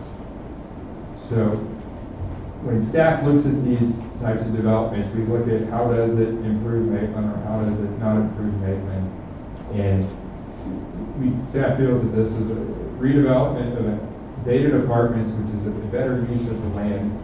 It provides for more environmental and economic sustainable development over time.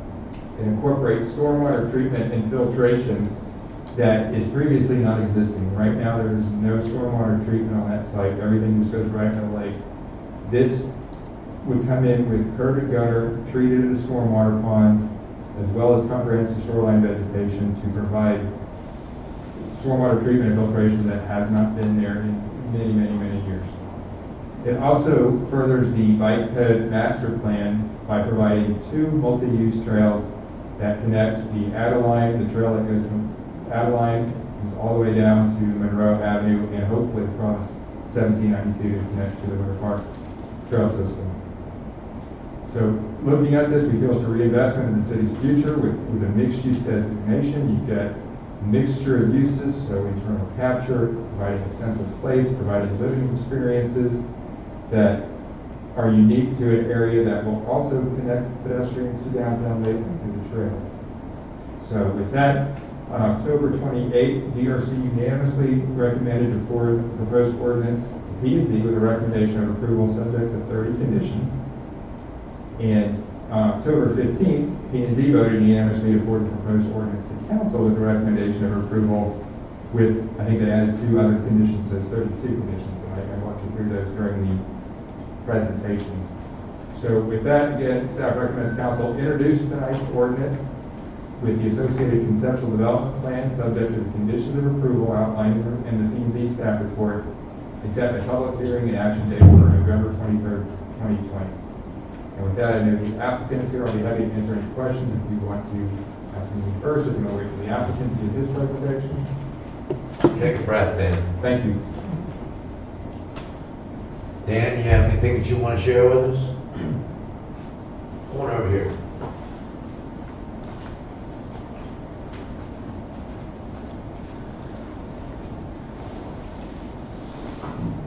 Hello, Dan Bellows with City Dam Corporation, representing Gem Lake Apartments LTD. Appreciate the presentation by staff. I can answer any questions you might have, but Mayor, if permissible, I'd like to maybe get up and answer any questions after maybe the community spoke, so I could address any points. Other than that, I'm just here to answer some questions. Well, let's go ahead and address any questions council has at this point. Thank you, man. Anybody have any questions of the applicant? Yeah? I have some for, Go right ahead. and from what his presentation was, but none for the applicant, right? Excuse me, there's two Dan's standing up here. Oh, sorry. That's true. Okay, with Daniel, one of them, have to be Daniel. Yeah.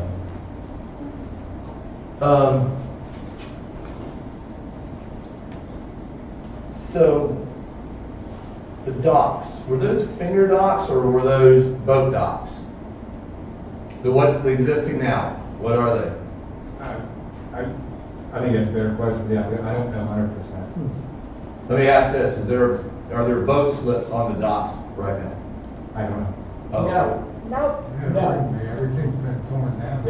No, I think they're long Well, gone. they weren't there in the first place. But that's, I asked because it said we had docks, but there's a difference between a finger dock and a boat dock, so. They've all been torn down since I've been here, so I can't answer that necessarily. Okay. So I asked this question because you're talking about the vegetation of the lake on the other side of the walkways.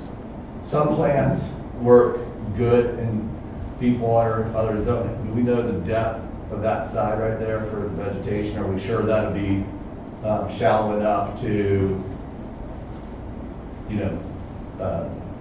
have vegetation live and thrive? But the applicant would have to submit a comprehensive shoreline vegetation plan prior to phase 1 approval. He is working with, I believe it's Dick Height, registered landscape architects, that will be submitting the plan should it move forward and get approved. So, yeah, I mean, they're registered landscape architects, they would not put anything there that wouldn't survive. And we had talked about this, and that's before the CO goes through, right? That's prior, yeah, Yeah. prior to completion of phase 1. The first CO.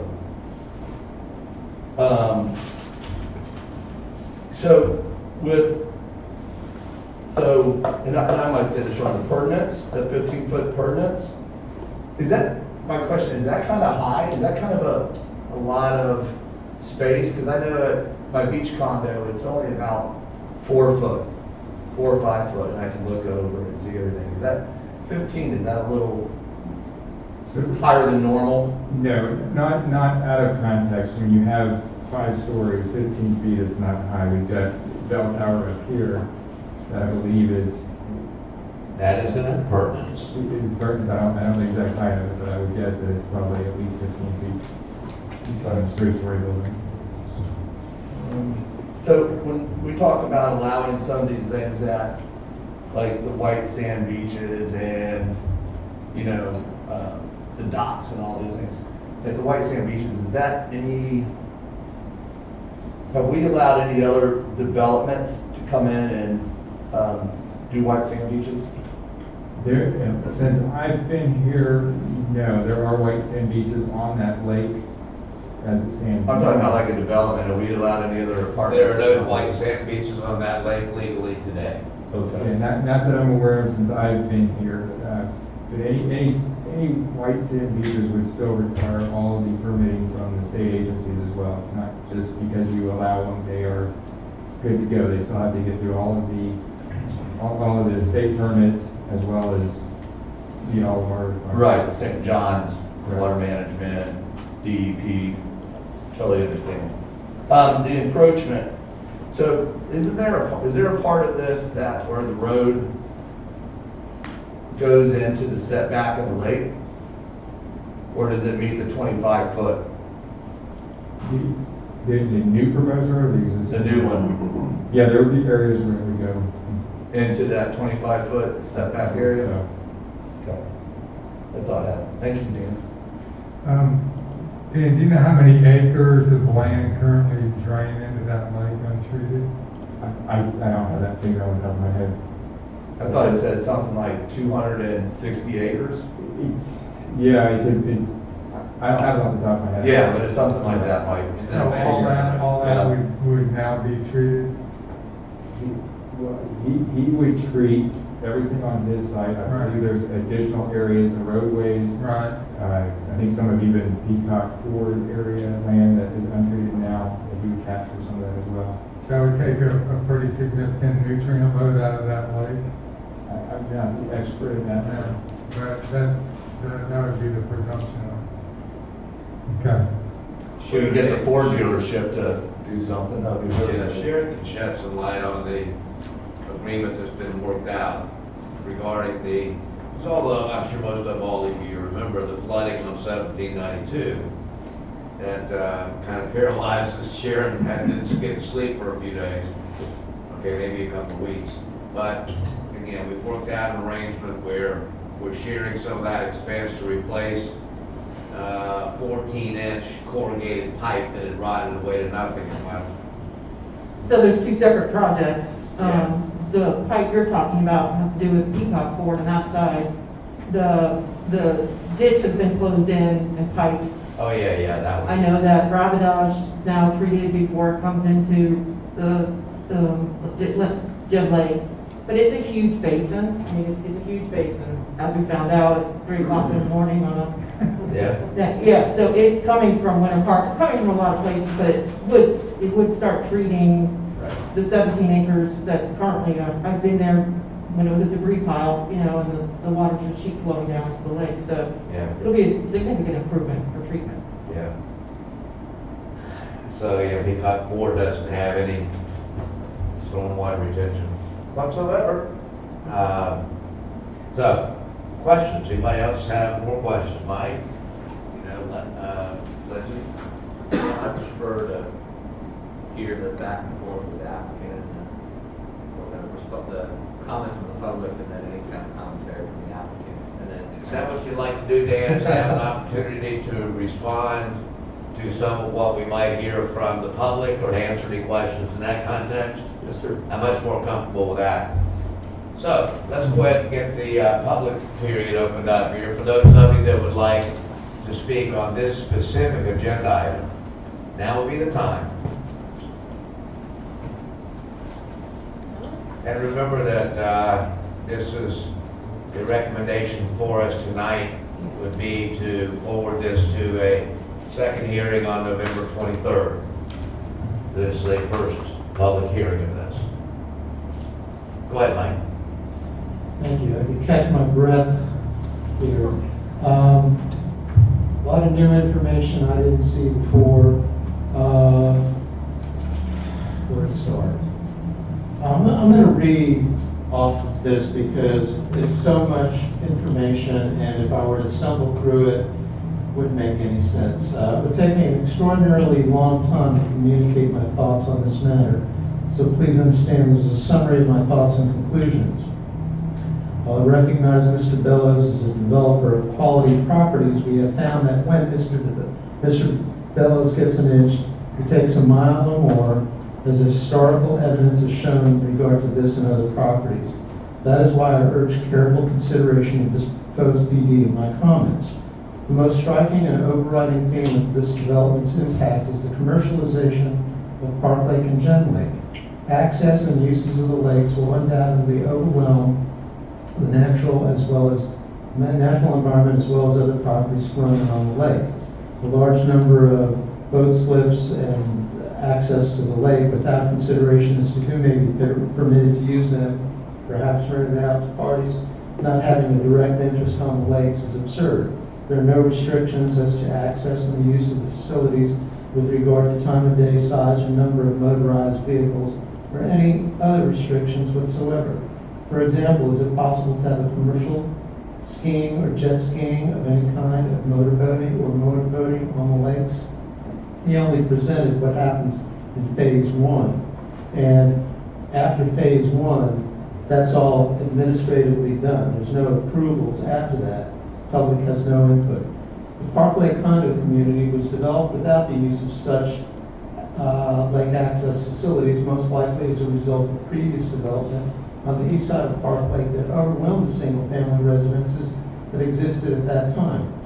As a matter of fact, the entire Park Lake community has only a few decks with no docks or lake access for any type of watercraft which cannot be carried. As such, staff comments regarding non-equitability rings hollow as they clearly state, quote, nor was there a precedent we are aware of for doing so on this particular lake. I believe other lakes, quote, end quote. I believe other lakes in the community may have some restrictions, so why not these? Any access to and use of the lake must be controlled by the PD ordinance with regard to hours of operation, number, size, type, and craft permissible, and other such rules as necessary to ensure that the existing property owners surrounding the lake are not overwhelmed. Prohibition of fueling facilities on the lake is also imperative. Leading this to code enforcement is unfair as the usual rights of access and use without limitation will have been established, and code enforcement rules with regard to such things as hours of operation and noise are more likely to change than a PD ordinance or approvals or changes thereto. Effectively, the same comments apply to any uses on the lake, such as bars, restaurants, and other entertainment venues. Will there be commercial signage facing the lake? Will there be loud music, parties, and events, the noise of which would easily carry across the lake? As such, there needs to be a fair limitation on noise, air, light, and water pollution from these sources. The project description is built as a transition from the downtown district to other districts. However, the proposed height limitation is higher than that of any nearby apartment complexes. Does that sound like a transition? Is it fair to lakefront owners and users? What does this portend for other properties? Furthermore, it is supposed to have supporting commercial. This seems to be primarily commercial, partially supported by residential, not what was intended by the code. I'm not aware of any other lake in Maitland that has any commercialization of this nature whatsoever. Despite staff saying that the proposed development is not inconsistent with similar developments in the city, I vehemently disagree. Staff must also consider the character and nature of the lake on which it is located and other properties outside the immediate 500-foot notification zone. I could go on about transportation. It's going to considerably impact the development. 1792, I'm almost done. 1792 is the only north-south route, and the only east-west route is potentially an extension of Monroe, which I encourage Mr. Bellows to work with the Host 9 people to get traffic off of Lake Avenue and Lee Road. The schools, I'm trying to rush through this. Just because a property has a future land use designation, allowing such intensity in uses does not necessarily mean that they're entitled to have it, especially as a PD. The city has the ability to protect its citizens and control this. I must say, as a former member of several Maitland planning boards and committees, I'm extremely disappointed staff has neglected these points and made unfounded statements as to the compatibility with the surrounding area, which is not limited to the 500-foot notification zone, but all properties on the lake. In summary, the proposed development as presented is an assault not only on the lake, but our community and property values. I urge you to send this back to planning and zoning for more thorough vetting and input from residents that have not been given the opportunity to adequately voice their concerns. I'd also like to find out more about what Mr. Wild had with regard to motorboats, powerboats, horsepower. Basically, it could be a great project, but I think it needs to basically give some more consideration to the other people who are on the lake. Thank you. I apologize for going over time. Who else would like to address the council on this specific agenda item?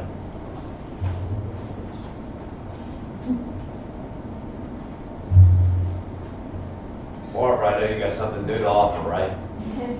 I can't speak as, Go ahead. I can't speak as an authority because I just heard about this a couple days ago, but I think my concerns are broad in general, and I do echo what Mike said about taking consideration for people already on the lake. The Park Lake community was built in 1974 as a cul-de-sac community. I have the original Covenants and restrictions. no, the original developers' papers, touting it as, such a quiet little place to be. And a development like this could really change a lot for a lot of people. There's 315 homes on Park Lake. And we've been there minding our own business, paying our taxes, trying to be good citizens all this time. And we knew the Adelaide, those apartments needed to go, the Adelaide came up, but they're pretty quiet. I mean, they're not out there roughhousing and banging around on the lake or running boats or, causing general mayhem and destruction. I don't think everybody has bad intentions, but I do think that more notice needed to be given for this because, but for COVID, everybody's kind of in their burrows, nobody knows what's going on. I had no idea about planning and zoning meetings, or I would have been here, so I do think it should go back. I think Mike said to P&Z and, have some more consideration done and, let more people know. Because if you don't, and it just gets shoved through, especially Thanksgiving Monday, it's, you're gonna have, pitchforks and torches. I love that. Yeah, it's a little action, a little more action than you'll want, so. We just want to be considered since we've been there so long, 45 years. I mean, it's not too much to ask, to have our quality of life considered as well. Thank you. Thanks, Barbara. Yes, ma'am.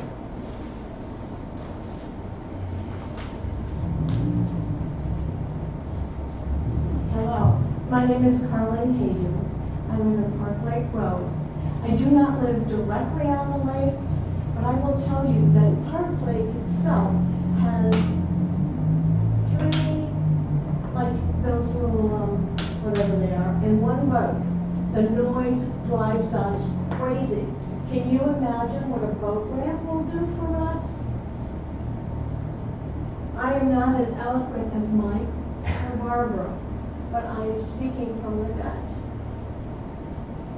Please don't do that to us. I've been living there 19 years. I love it. What was your address again? You said you were Park Lake Oh, Road. my address is 1614 Gulfview Drive. Okay. I am not, let's say, I am an interior designer. I'm licensed in the state of Florida. I carry national certification on planning. And so far, I love the boardwalks and what I'm seeing as far as the architectural qualities, but not a boat ramp. Thank you. Thank you. Yes, ma'am. Good evening. I'm Sue Lewis, 808 Town Circle. I live on the west side of Park Lake. I've lived there for 30 years. The land is going to be developed. His other things are not that bad. But it's the intrusion into the lake itself that is the biggest concern. Park Lake is not that large. It would be like water skiing on Lake Lily. And with the boat ramp that people are putting midsummer, we could end up with 25, 30 jet skis out there. Jet skis. And it is just not fair to those of us that have lived there. We have water storks on the water edge. We have otters. We've even had an iguana show. We had 2 iguanas show up this year. Not best, but the nature that has always been there is what made Park Lake what it is. You would not be dropping a bar in any other residential area in Maitland. Now, I can see him coming up to the water's edge. It would be a beautiful feature. Anybody that has ever gone up to Hillstone knows how pretty it is to sit and eat a meal looking out over the lake. And I don't deny them that. He bought the property to develop it.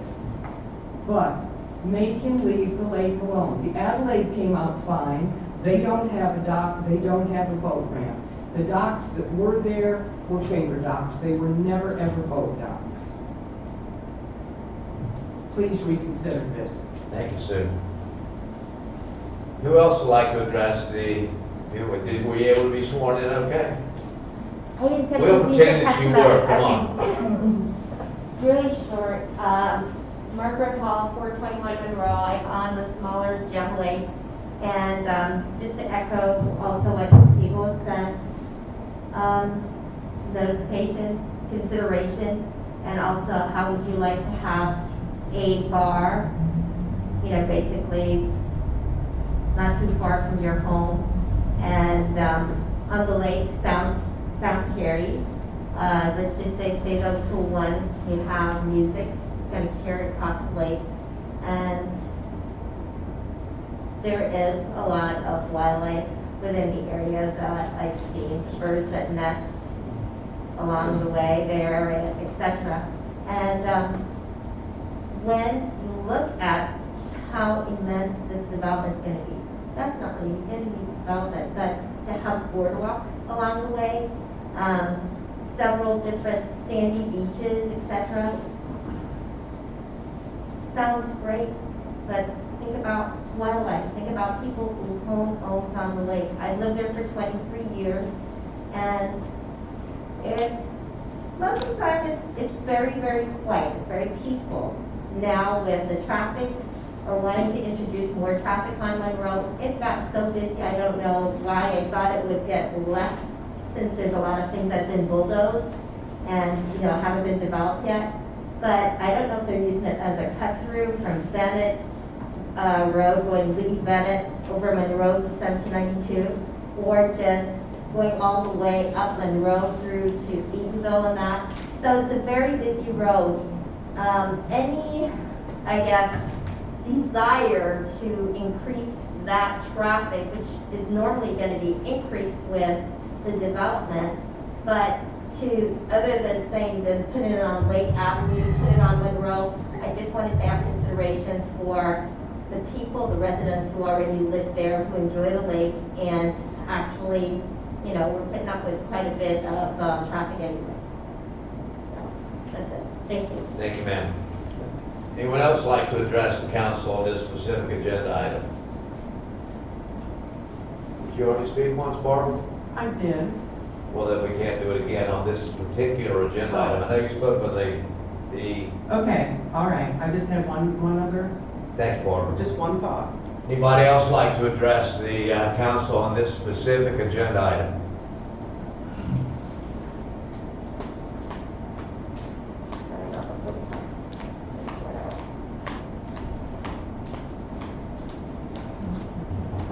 Sorry, guys, my back hurts. I'm having to stand up.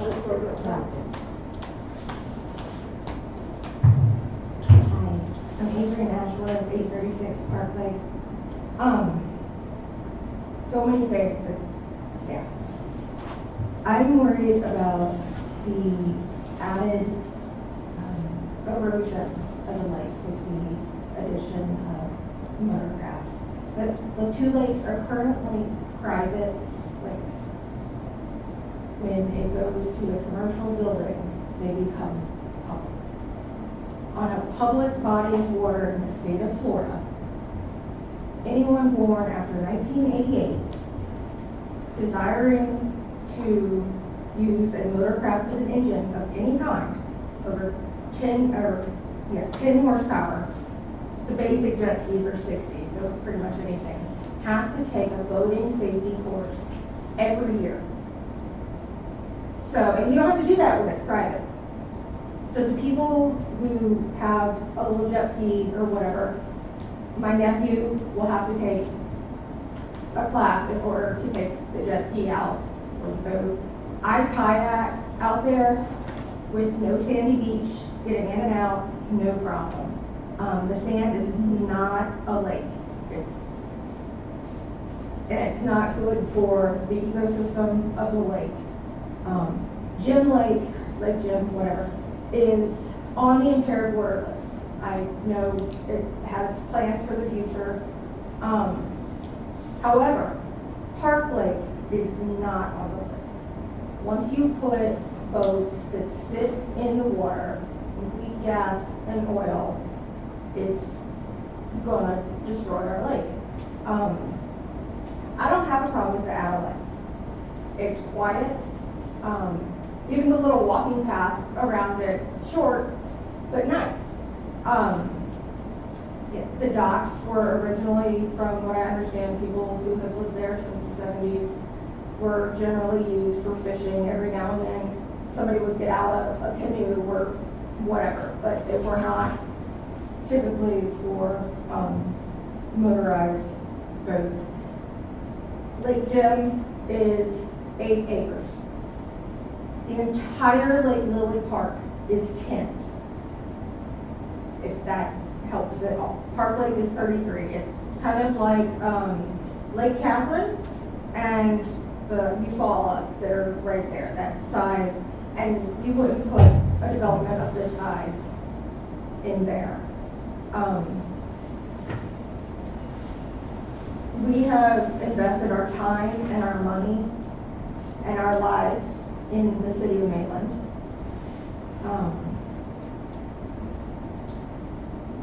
I feel like a development like this is just completely disrespecting us and our commitment to the community. I chose to live here. I can live wherever I want. I chose to live here. And I chose to live on a quiet lake. Even with a seawall, turtles can't climb up a seawall to get to land to lay their eggs. You think about potentially an amphitheater. Let's talk about echo. Lake Catherine is also just across the street. Just because the townhomes are not $500,000 homes or more, we shouldn't have to suffer, because that's exactly what it looks like. You have two perfectly comparable lakes, but you have 1970s townhomes that have been kept up and redone on the inside, or you have, go right across the street, and you have $500,000 to $2 million homes. Also, originally, the Gem Lake apartments were individually owned. They were not actual, like, month-to-month, year-by-year apartments. And I think that there's a big difference in that. That's enough, because I have so much more. Thank you. Thank you, ma'am. Anyone else like to address this specific agenda item? Now will be the time. Going once. All right, we'll bring the close the public period and bring it back to council. Okay. Dan, anything you want to address? Mr. Bellows, anything you want to address? Take your choice. Thank you, Mayor. Just made some notes and like to just maybe try to address some things. And Dan, is this the hearing that I bring up that I would like permission to have some parking spaces on the city parcel?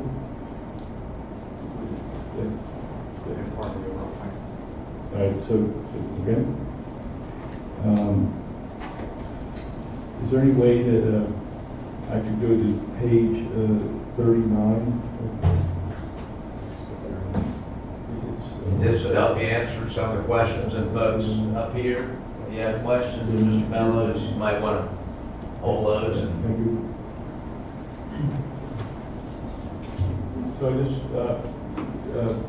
commissioners, my point here, this is D and Z zoning. It's the old body shop owned by Peacock. I'm asking not to have a 15-foot easement regardless of anything. I'm asking for 0. And I just felt that I'm not sure why I'm needing to stay 15 feet back from an auto dealership. And also, it's very important to note, on the Peacock property, just as I gave the city a 15-foot utility easement, that utility easement runs on the inside of Peacock, so there is, as a matter of fact, a 15-foot buffer on their side, just as I've created it, this entire lineal feed. So it was just important to me to have 0 there, but that's my rationale behind it. Getting into some of the comments tonight, outside of the 17.8 acres, I own fee simple another 20 acres, and it's all contiguous. So I have 38 acres around this lake, and I pay taxes too. And I bought a lot of it. I bought the first 3-acre piece probably 20 some odd years ago, and I've owned the Gym Lake Apartments only about 14 or 15 years, and I bought it in a dilapidated state. That apartment complex was originally built as meets and bounds market rate multifamily. Somewhere along the way, it got converted to a condo, but it was a busted condo. Out of the 249 units, they only managed to sell 38. So I bought a busted condominium, terminated the condominium, bought out 38 units, and put it back to meets and bounds, which is what it was originally designed to be. Of all the things that I've been accused of, no one has ever said I devalued their property. For 30 years, I have gone into blighted areas around Winter Park and Maitland and have increased the property values. There is nothing that I am proposing to do that will diminish in any way the property values within a few miles, let alone on the lake. That is just false to suggest otherwise. As it relates to commercial ventures or something other than residential, as one who was born and raised here, the Winter Park Racket Club has not created a bad element. Some of the most expensive single-family properties are adjacent to the Winter Park Racket Club. They have swimming tournaments. They have an actual bar 27 feet from the waterfront. They have weddings. They have all kinds of events to include the restaurant, etc. Tennis. But again, people apparently want to live near the Racket Club. Hey, can I take this off what I'm saying? Yeah, go ahead. In a safe distance. So Rollins College. I did Valencia Community College on Morse Boulevard in 1994. And when I did that, I used Rollins as an example of an educational facility that over the years, the property values just, people love living around Rollins. And Rollins has the Beanery restaurant, they have the swimming facility, the stadium seating, they have the ski and sailboat clubhouse down on the lake. They have the ski jump on Lake Virginia, and again, multi-million-dollar homes all around it. Right down the street, right, so that's Lake Virginia. Winter Park Racket Club is Lake Maitland. Lake Killarney has the Shake Shack built right on the water. They have a commercial kayaking business. You have Hillstones. And, it is interesting over all these years, I've had people show up and oppose what I'd like to build. Gratefully, the commissions have approved my projects. I come back in with another one, and the same person says, you know what, that turned out pretty nice. I like it, but I don't want to do another one. And then I do another one. And every time, it turned out nice. So I think it's just more of the unknown. So again, I think we have a history of some neat projects that are other than single family on our lake system, and they've turned out very well. It's very important, for me to let you guys know that the city administratively amended this property's comp plan designation to mixed use. I did not come in and ask for it. When I saw that the city administratively said, hey, this is an area of, I believe you call special consideration, and we would like to see something unique or different happen here. I had 249 apartments in 24 two-story buildings with a pretty large clubhouse and swimming pool that I could have just left and rented. You know, it's public record what I paid for it, it's public record how long I've owned it. But the city of Maitland, just as, by the way, the city of Winter Park in 1995 administratively amended the comp plan for Morse Boulevard, Pennsylvania, and New England Avenue. I happened to read the code. I bought up a bunch of property in that area. I think most people like what happened. I simply did the same thing here. Maitland has a plan. You have a vision, you have staff. I happen to own this particular land. I'm just trying to follow the rules, and I don't think I'm being greedy about it. This land always allowed 5 stories. I'm proposing 5 stories. I actually thought I should have the same thing as the adjacent DMZ land, which is 55 units to the acre, but the city decided they wanted up to 25 units to the acre. So that's all we're talking about. It's what the comp plan says, 25 units to the acre. It's not 38, it's not 55. Again, I'm just trying, I believe I have the reasonable expectation for what I'm asking for tonight. Any waivers or modifications, I believe, is for the benefit of the overall city and the community to get something really cool in this area.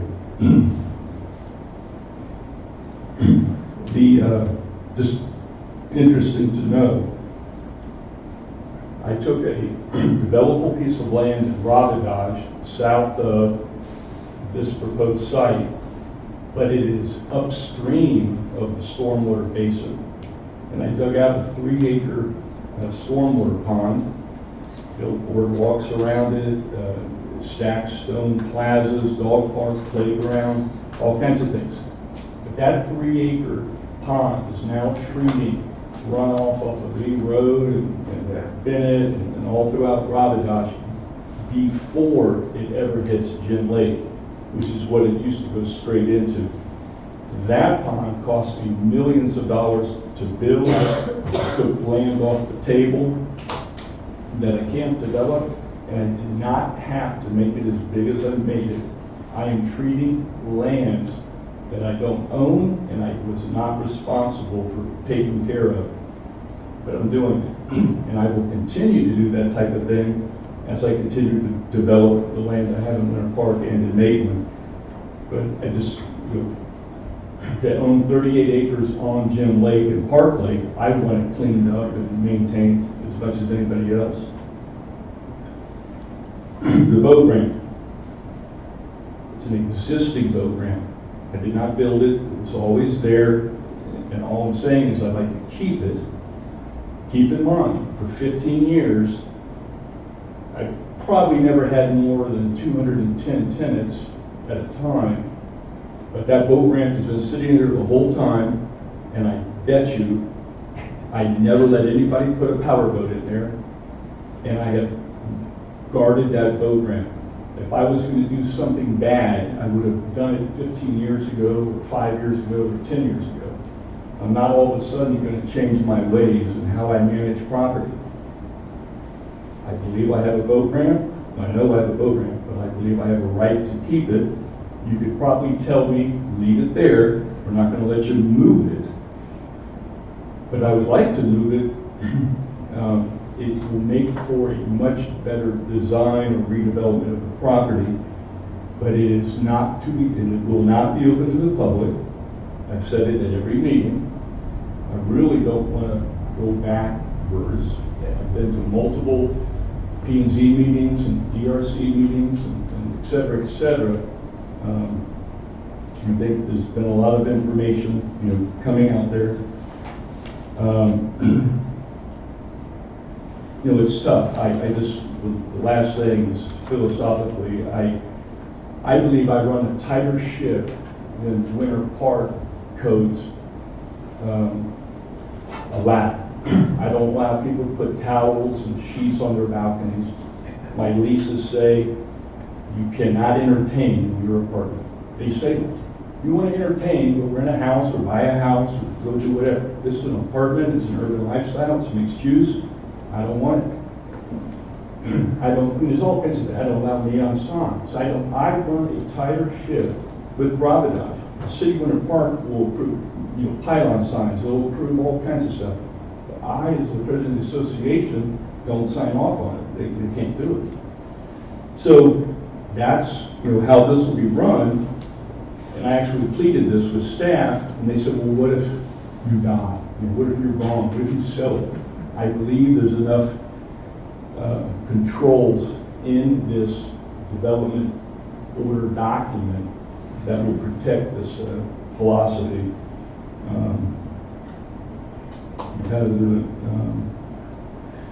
So this is some of the comments I heard. Yeah. Do you hear anything about beaches, Dan, or you wanted to address that?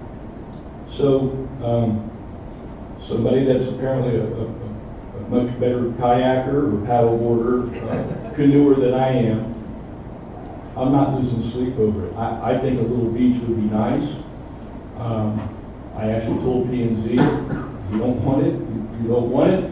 They came back and said, how about 1 and 25 feet tops, and you put it, and I said, I just think it would be a nice amenity to have that little setup.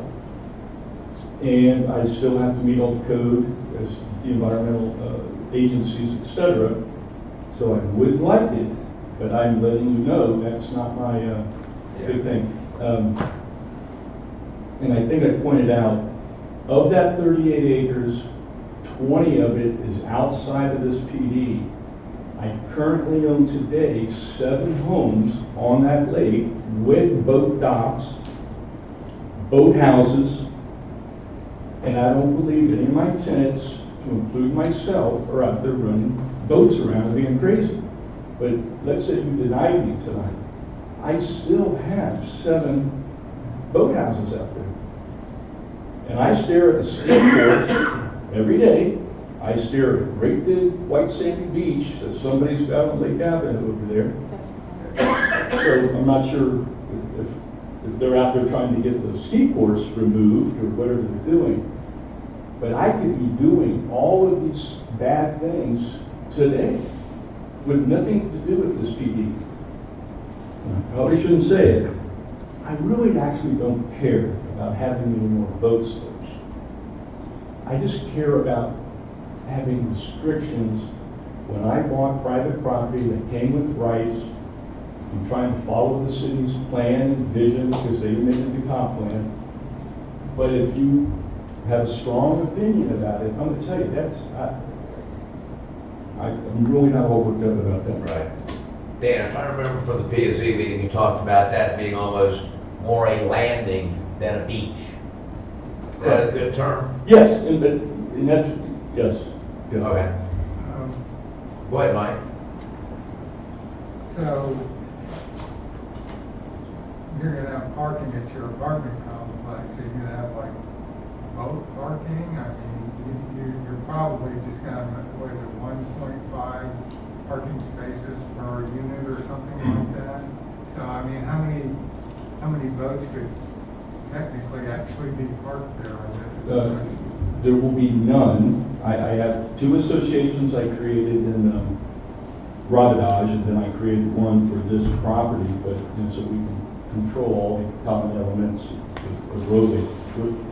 The boat ramp is a private boat ramp. If somebody was drowning, the Maitland police are going to drive up and want to put a boat in that boat ramp and go out. Maitland has been doing some treatments out there. They've been using my boat ramp. It's not open to the public. There will be no trailer parking. There will be no boat parking. I will self-impose, I don't want jet skis. I myself have a pontoon boat at my condo on Lake Maitland, And I can't stand the big ski nautiques that fill their boats up, they have a big platter, and they, make them weigh 6 times what they are and weight at 6 feet tall. I actually stood up with one of our racket club and said, you should not allow that. So that's a self-imposing thing. But I like my private property rights, but you guys are in charge. I don't mind something fair and reasonable, but there will be no boats or trailers parked anywhere in this meeting. Dan, can I ask a question? How much, what's the footage of your shoreline, do you know? About 2,400 feet within the PD, and then I had another 20 acres. Right, so that's 2,400 just along. Starting at what the we're train looking at track, today. Old Creek, Park Lake, Gem Lake, all the way around. So with that 255 and the 25 you want, then you're meeting the St. John's Water Management, where you don't want to. The state wants me right now to clear out everything that's there. They're saying it's all this invasive species and et cetera, et cetera. Yeah. So they want me to clear all that out. Then, I'm sure they do, but the city is making me follow this rule, the vegetative replant, Dick Site did the plan. So that all comes back in. I just, where I have a boardwalk and envision a couple of Adirondack chairs, I just didn't want, I don't know the name of the plants, but I didn't want a bunch of bushes, right there. So I said, wherever there's not a boardwalk or something, whatever that vegetative plant is, it's going to be planted. So you're looking at 1,500, roughly 1,500 plus feet of vegetation then? Yes. Okay.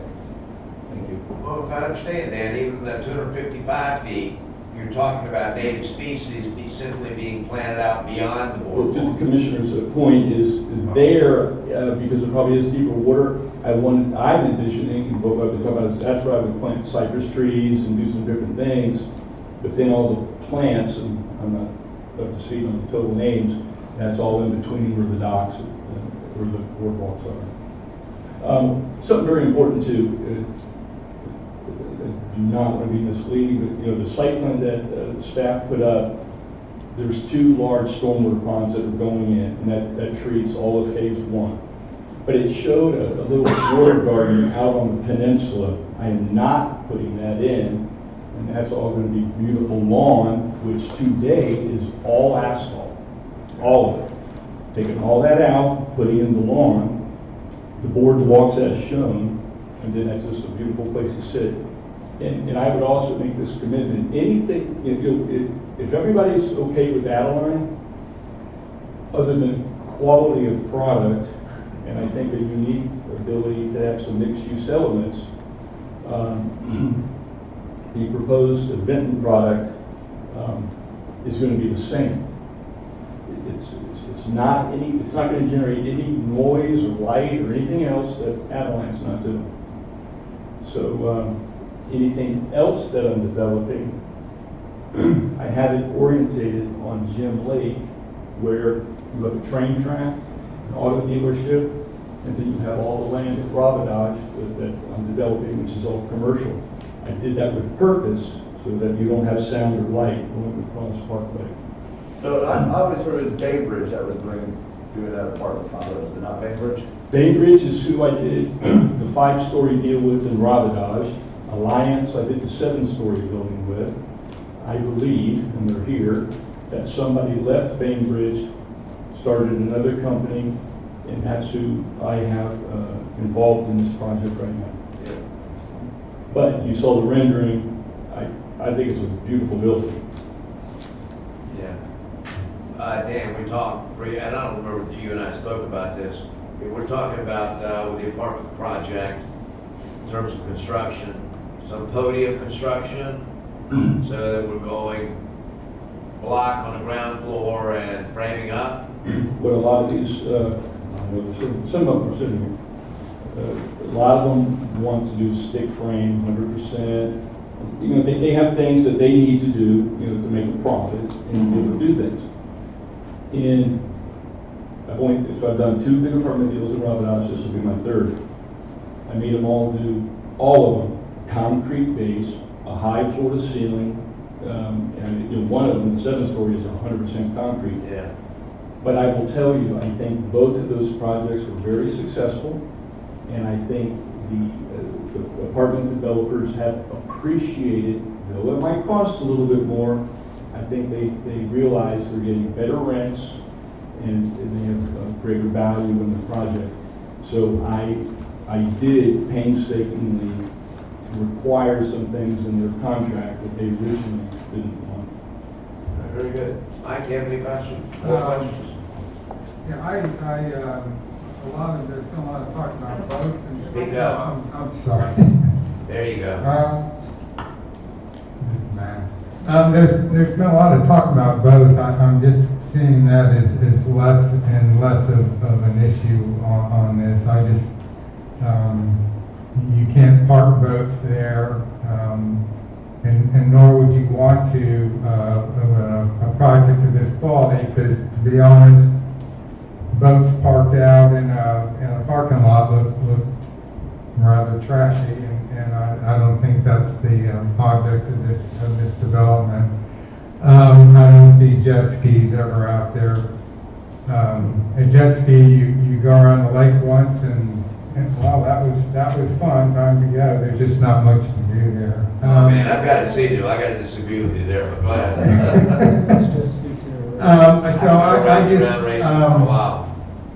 I think there is value to having that ramp there for our access, particularly as that project's developed.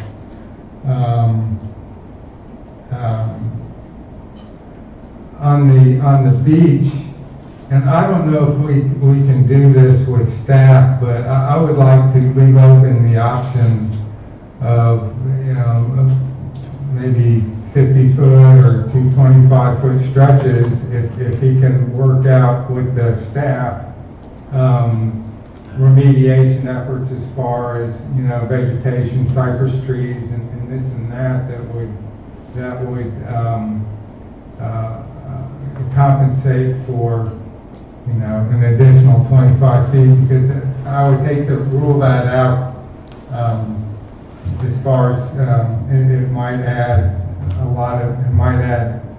nice amenities to the project. So I don't know if there's a way that staff, can have some guidelines to work that out without running back to us. As far as the overall project,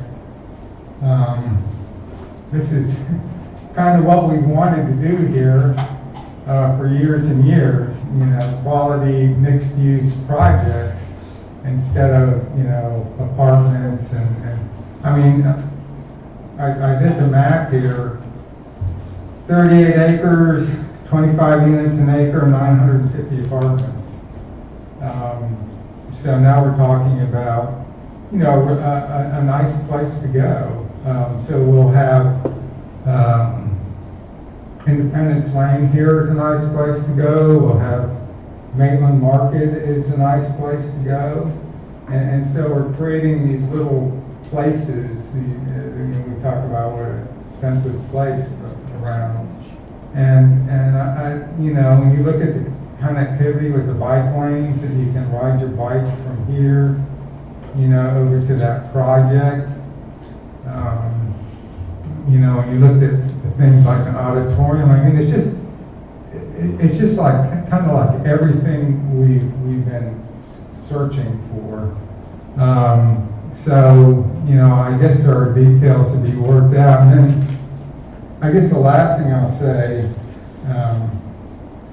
in kind of reference to Mike's comments, I mean, Dan might not win Mr. Congeniality Awards, but he builds good projects.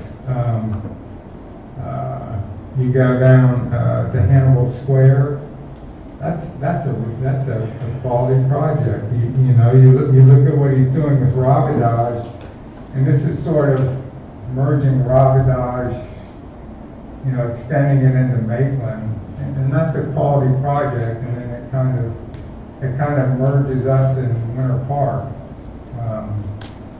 in a way. And I think what this will do down the road is it will create market pressures to do something with a car dealership, because it's just out of place there.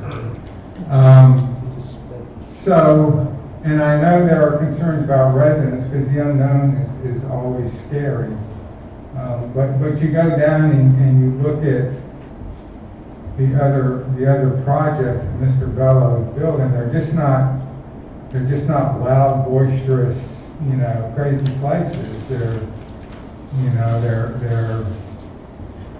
sort of upscale, nice places to go and sit outside and have a drink or eat a meal. So, and I know we're going to hash out details and this and that, but I just think, overall, big picture, 30,000 feet, this, once again, is kind of what we've always wanted.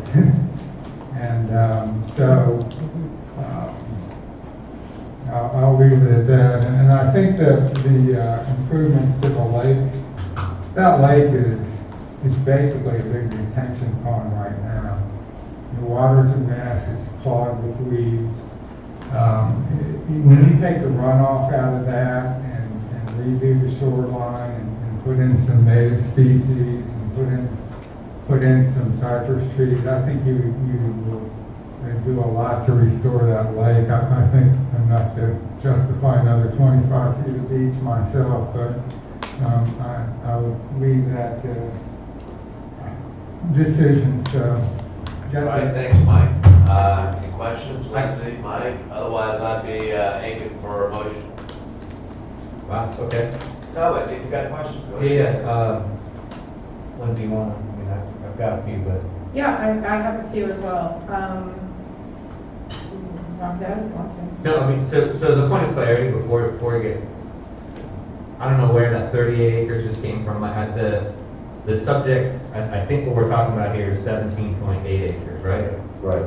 So we've got a 17.8 acre site. The current entitlement on it is for how many units to the acre? 424 total. Well, for the majority of it, it's 25 units per acre. There's that one piece that's down to 10. Okay. So really what we're talking about here is under current entitlements, 17 point whatever times 25-ish is 400 and something.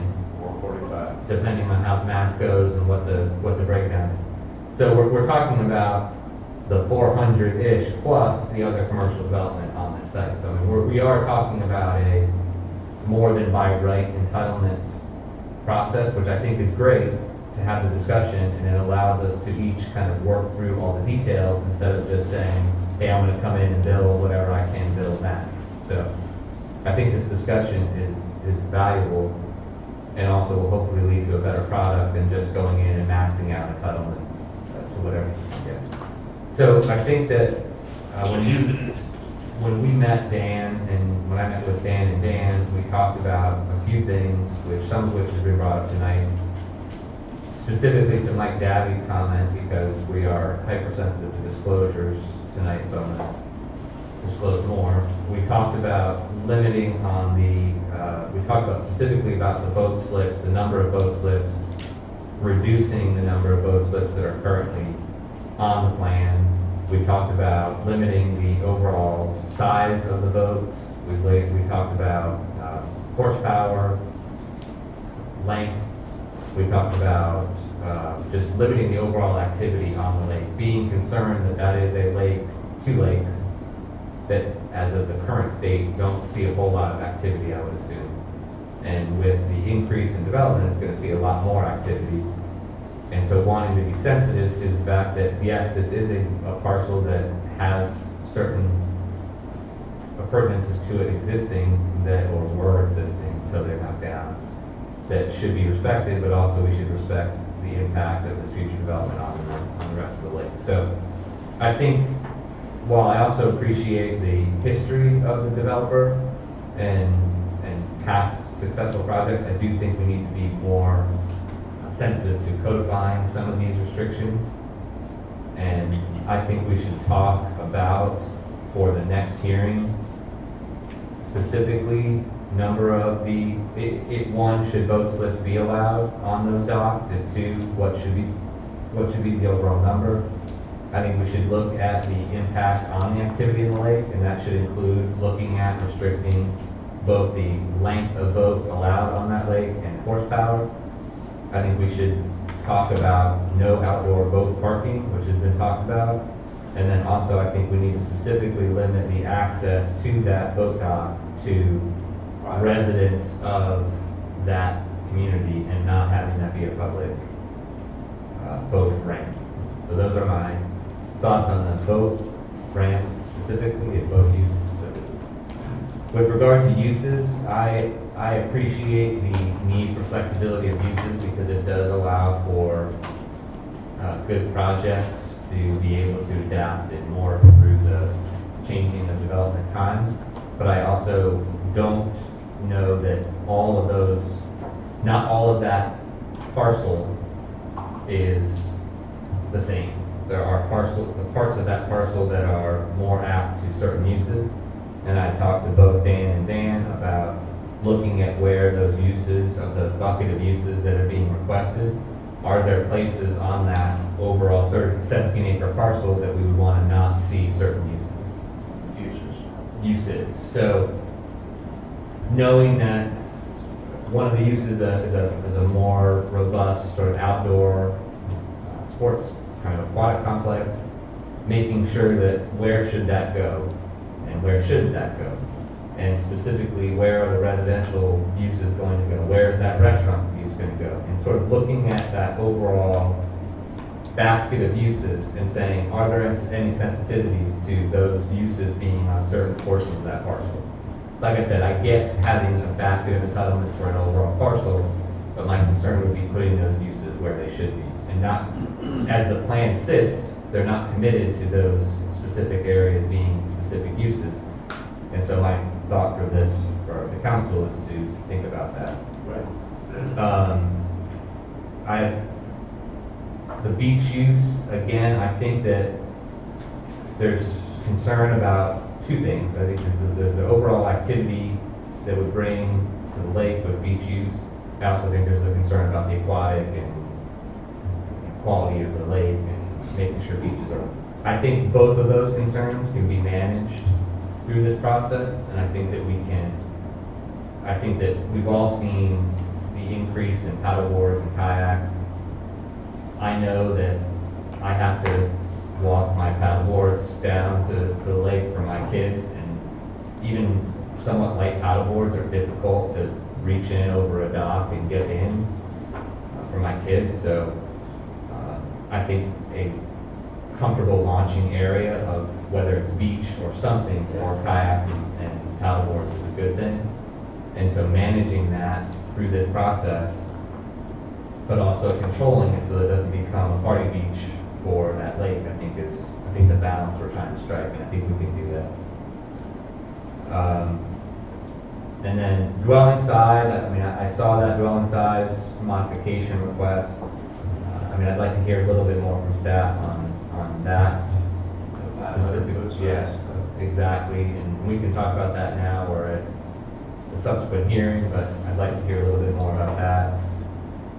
And those are my general concerns. I know this is really the first reading, and so some of this can be discussed and further hashed out in the second reading.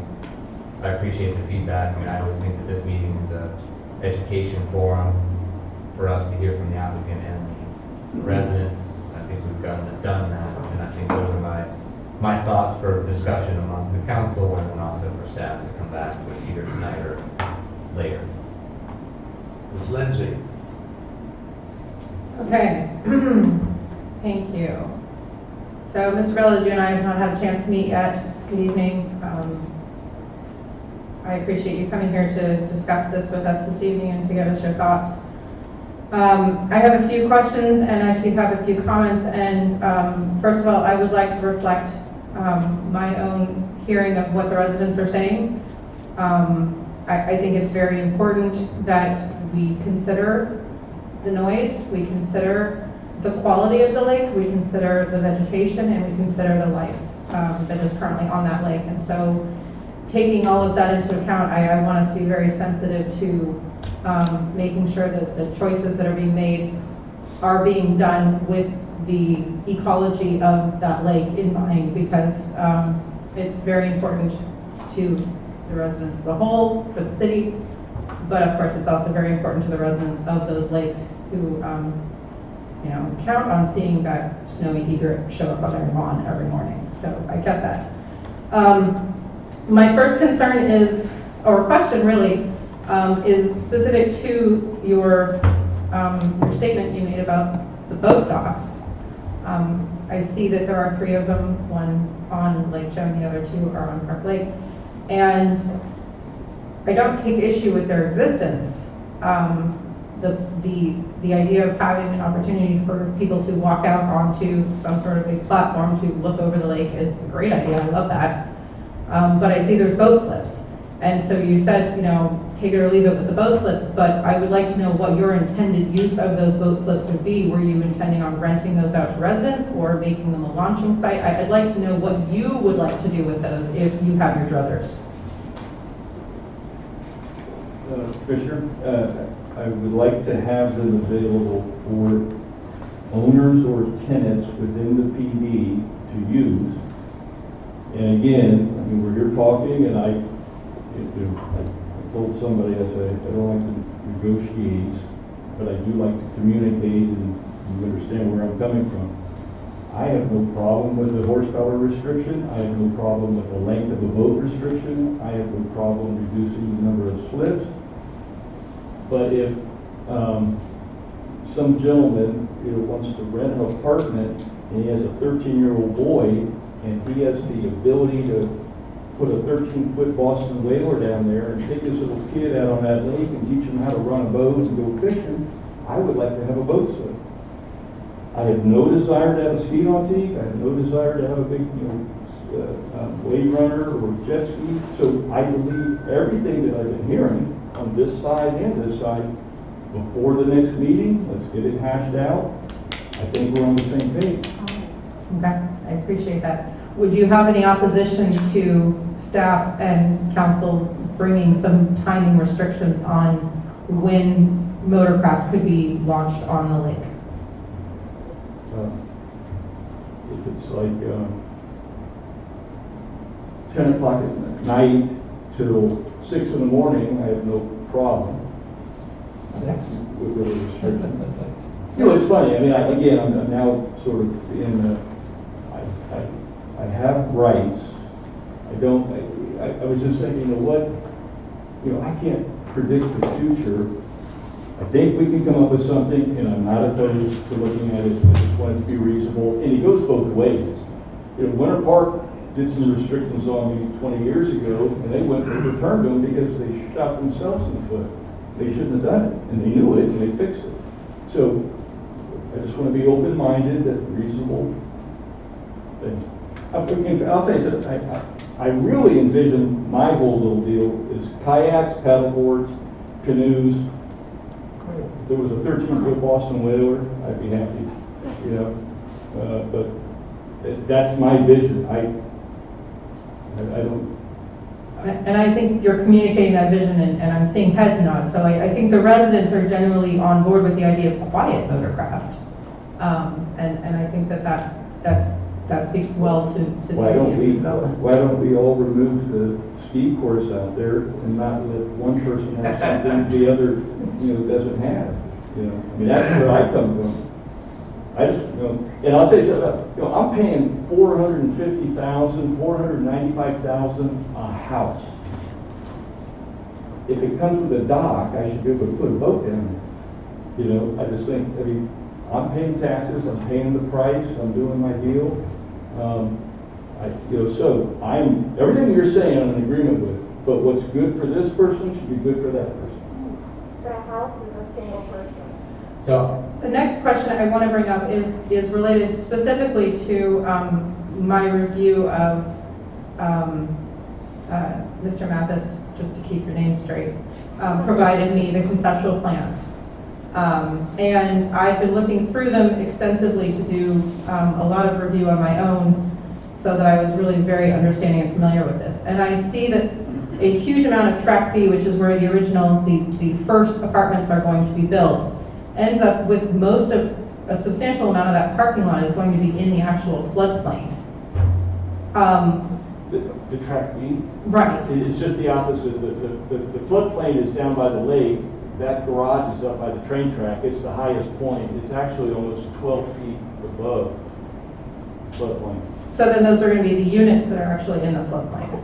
Those are units in the floodplain, which, by the way, I have multiple two-story buildings sitting right there. So again, as part of all this, starting with your staff, which is very diligent, I will tell you, St. John's, DEP. So I get credit for all the buildings I tore down, and then wherever there was a building, 55 years ago they did this, they built it up on a pad that's a couple feet up. So now that pad is not in the floodplain, it's like an island. We have a couple homes over here on Lake Maitland. If you look where the floodplain is, there's the house not in it. It's because it's sitting on a pad. So I have that down there. But then I have a 3-acre parcel on the lake. It's called cup for cup. So for every scoop I take out and make the lake bigger, I get to fill in my floodplain, and that's my 100-year floodplain mitigation. That is on top of all the other stuff I'm doing. So that's all permitted through St. John's and through the city's public works department. Okay. I appreciate it, thank you. I did want to bring up one question that did come from one of the residents, is the purposes of notification that our next meeting to discuss this is actually the week of Thanksgiving. Is that something that we're stuck with, or is that something? Dan, you want to address that? Sure. Mike Dabby was right, that's something that's been discussed for years. Yeah, so the ad has gone out already to advertise it. Doesn't mean you can't continue it at that meeting. Or you could just do it at a different one and we'll just eat the cost of the advertising. So Lindsay, what they do is they do a mailer if you're within inside that 500 feet, but from where the property is to those condos is probably over 1,000 feet, even though it's across the lake.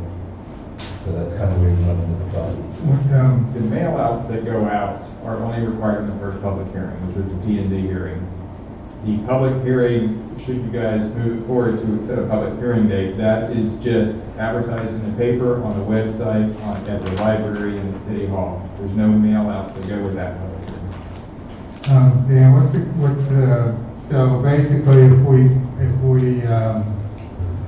we delayed this, we just have to eat the cost of the advertising, is that what you're saying? Yeah, we just have to advertise. What's that? Maria probably knows better than I do, she put the advertising. I can tell you exactly, hold on. $342.50. Well, okay, so, I think we have the foundation of a good project here. I think we have a developer who's kind of listened to what the residents said and is willing to work with staff on some compromises regarding votes, particularly since they seem to be such an issue. I think that you'll be able to probably arrive at a happy place or maybe a less angry. So I would hate to have all that ruined because people think we're trying to sneak this by them on Thanksgiving week. And although I would be, personally, I would be happy to do it that week, but I don't want anybody thinking that we're trying to pull a fast one. As I recall, there was a project approved during a hurricane. Yeah, we're great. See it across the street? So, if that's okay with everybody,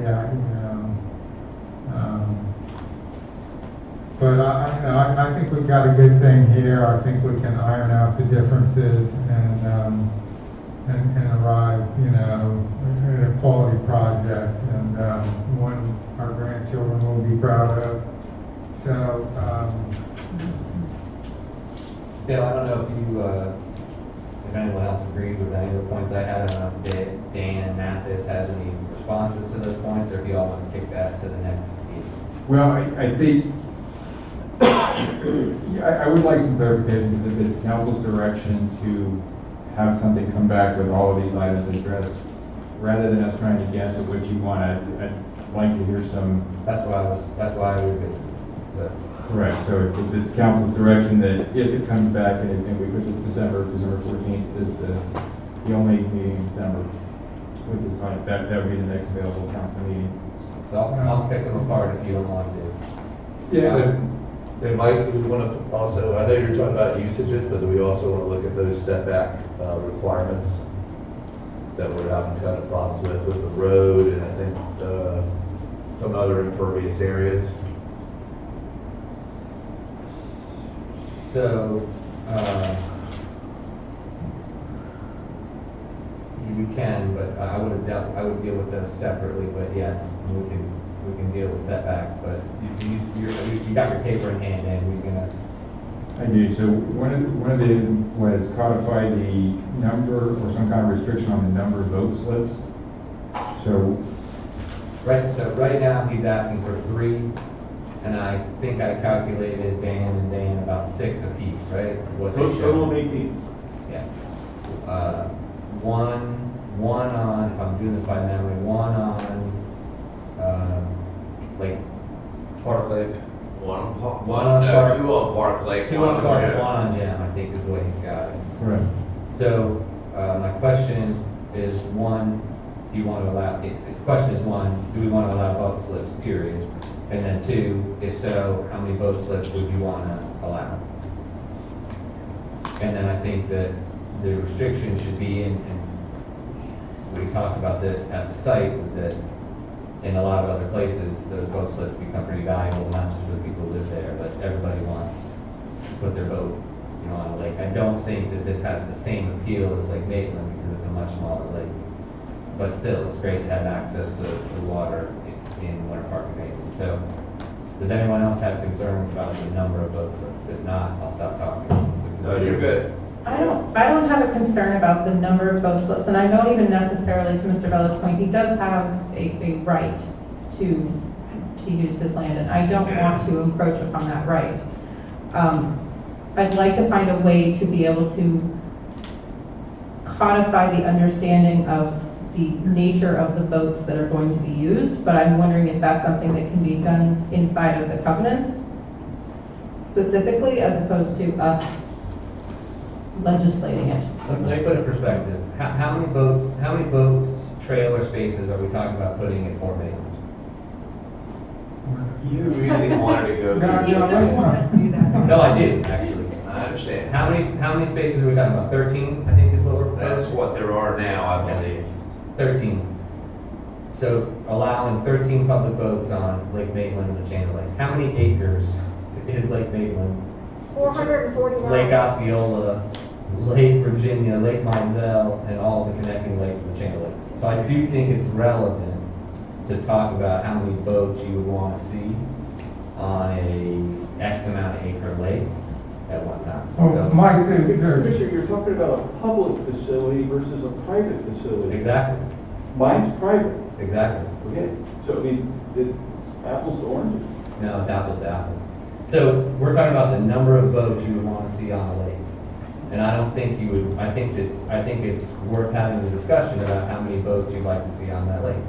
Well, Mike, it's just like 95% of the boats on Lake Maitland are residents' boats that live on the lake.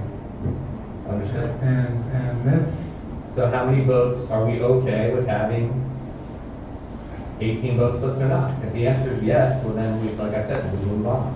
if they, I think they can work out sizes, I don't think 18 boats, because I don't think all 18 boat owners are going to get in their boats at the same time and go rippling around the lake. I think that there'll be, they'll be coming in and going on weekends, and maybe 1 or 2 going out on weekdays.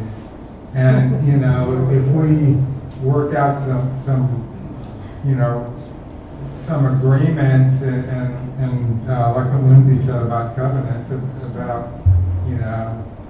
a certain horsepower, then maybe you could even require 4-stroke engines, which are much cleaner and quieter. Well, that's every engine, And, right? and no, most boat engines are still 2-stroke. So look, But that are currently on the water.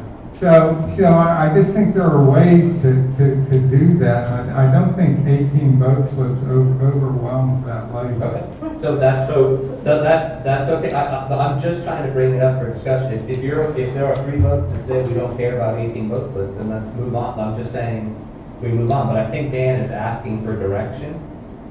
Well, here's my thought on this, that the direction is the usage, is stated that I've had these docks, but one of my first questions was it a finger dock or was it a boat dock? Because it's still not, if it was a finger dock, it was for going out walking, the usage was never for storing boats. Now you're talking about storing boats. So the usage has changed. Understood, but and Dan Bellows makes a point. There are, and so does Lindsay, that he's got a right to certain amounts. He's got acreage on the lake, he's got linear frontage on the lake. If he were to put single-family homes or something else, he'd be able to put a dock and run any kind of boat he wants. So he's not asking for that, so it's different. So there is a give and take, even though you don't want to see compromise, but there is a give and take here saying, I think there is a right to have a number of boat slips. So all I'm saying is 18 the right number? I would say no. I would try to go less than that, but that would be my suggestion is somewhere around 12. Well, if you're looking to, if you're saying some controls about, the horsepower you did, if it was 4 horsepower, then it's really not a problem. Back to one person was talking about erosion. If you're putting, a 25 horsepower on that little lake and it starts up, it's gonna put a wake on the shoreline, you're gonna get shoreline erosion. Can we agree, we can talk about that? Yeah. 25 horsepower is really low things. I think it's 16 foot, just for perspective, because a 13-foot whaler is going to run with a 40 horsepower and it's going to do 30 miles an hour-ish. A 15-foot with a 60 horsepower is going to do about the same amount. So I think we're talking low strip, but low. But so no worries about erosion then? You feel good about that? I get about erosion on a 25 horsepower. No, I'm talking about on a 40 horsepower. Are you saying allow a 40 horsepower? I don't think I've been on a lot of 40, they don't kick up a huge wake on a 40 horsepower boat. So I don't think I'd be worried about erosion on a 40 horsepower boat. No, but I'm not an erosion expert. So we can get on. So to your point, and I'm just chatting because, you're the one saying how many do we let? So if the problem is too many boats on there and you have 30 or 40 horsepower, does 30 miles an hour to 40 horsepower, is that just too much for that small little lake? I don't think so based on what I've seen out there. Like you said, there is a ski course out there. On Park Lake. On Park Lake. So here's what I'm trying to do, and I know, Dale, you want to move this along, and we want to move this to a motion. I think the problem that Dan Mathis is having is he'd like to have a little bit more direction from us. So I get moving this along, and I'm all for that. I'm trying to say, if no one else cares about boat slips, then we'll move on, and 18 is fine. I'd say go a little less. I don't want to eliminate them altogether, because I do think there's a balance here to be made. I agree. So that would be my suggestion. If anyone else has direction for Dan, great, but I'm not trying to beat this up, but I think, Dan, you're asking for more clarity. Right, the idea is that when we come back to the public hearing, we have something that you want and not have to renegotiate everything. Yeah, and I'm really trying to set this up for not a 4-hour meeting the next time. This is all here. Let's have a discussion or not. So I think we've absolutely exhausted the boat slips, but it does seem to be it does seem to be that thing on the floor down there? Yeah, it does seem to be an interesting conversation because I don't think it's truly the be-all and end-all of this project. Does anyone else have a problem with or thoughts about the uses on the other parcels? I would think that on that appendage that goes out onto the lake, I would want to see restrictions on uses on that parcel because it is the one that projects most into the lake. I wouldn't want to see a lot of that intense commercial development on that appendage. That was my thought. So are we still looking at restricting the boat length and horsepower, outdoor parking, or is that deed restriction? I would want to see that as both those as restrictions. I appreciate, look, I appreciate the overall quality of development that has gone on in the past, but I just would want to see that in some sort of a restriction. Reined in a bit. Agreed. Is there a horsepower you're looking for? My boat expertise is. Can you just kind of work that out, when you're negotiating with Mr. Bellows and me? Because we're kind of sitting here pulling Dan numbers doesn't of votes. negotiate, he communicates, right?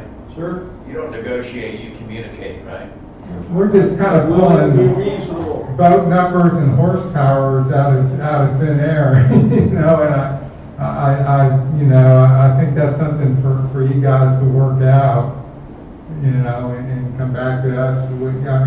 I think everyone understands the goal here, which is not to overwhelm the lake. I would rather have 18 little Boston whalers than one ski nautee. So, I think you guys can work that out and get to something reasonable and bring back to us without us giving you specific, dimensions and so that's my thought. Does that sound workable, Dan? Yes, sir. Fellows? Okay. All right. All right. You guys get together, communicate. What did we decide on the next hearing? Yes or no on the week of the Thanksgiving? I'm good either way. I'm okay with doing it then. I am too. You're okay Monday. with doing it on Thanksgiving? I am too. I'm fine with that, I just brought it up as Okay. a question. All right, so I'll make a motion to introduce an ordinance to rezone the project known as the Gem Lake Water District Plan Development Petition 2020 AZPD and Associated Set Development Plan to set the public hearing action date for November 23rd, 2020. Second. All right, we got a motion and a second. Any other questions or comments? Hearing none, Ms. Maria? Councilmember Paul Harrison, Aye. Councilmember Thomas, Aye. Councilmember Wild, Aye. Councilmember Guthrie, Aye. Mayor McDonald. Aye. Okay. Thank you for coming, everybody. And bearing with us on that. Okay. Tell you what, the mayor is going to take 5 minutes and be right back. Excuse me, ma'am, you need to, meeting's still on. Thank you. Thanks, Mike. Thank you all. Oh, I'm gonna take a recess here real quick, okay? Great night. Smoke break, that's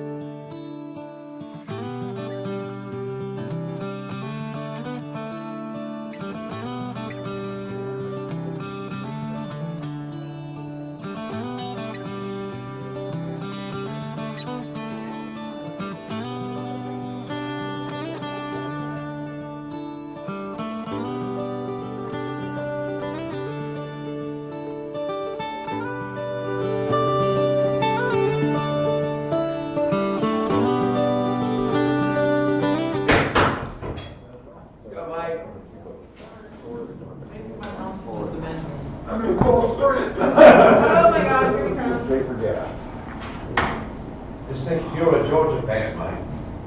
That was a beautiful thing. It was a beautiful thing. All right, we're gonna call the, hey, Mike, we're gonna call the meeting back to order. And if I understand correctly, which I'm sure I do, Ms. Marie, Yes, sir. you want a title you want to read to us? Yes, sir.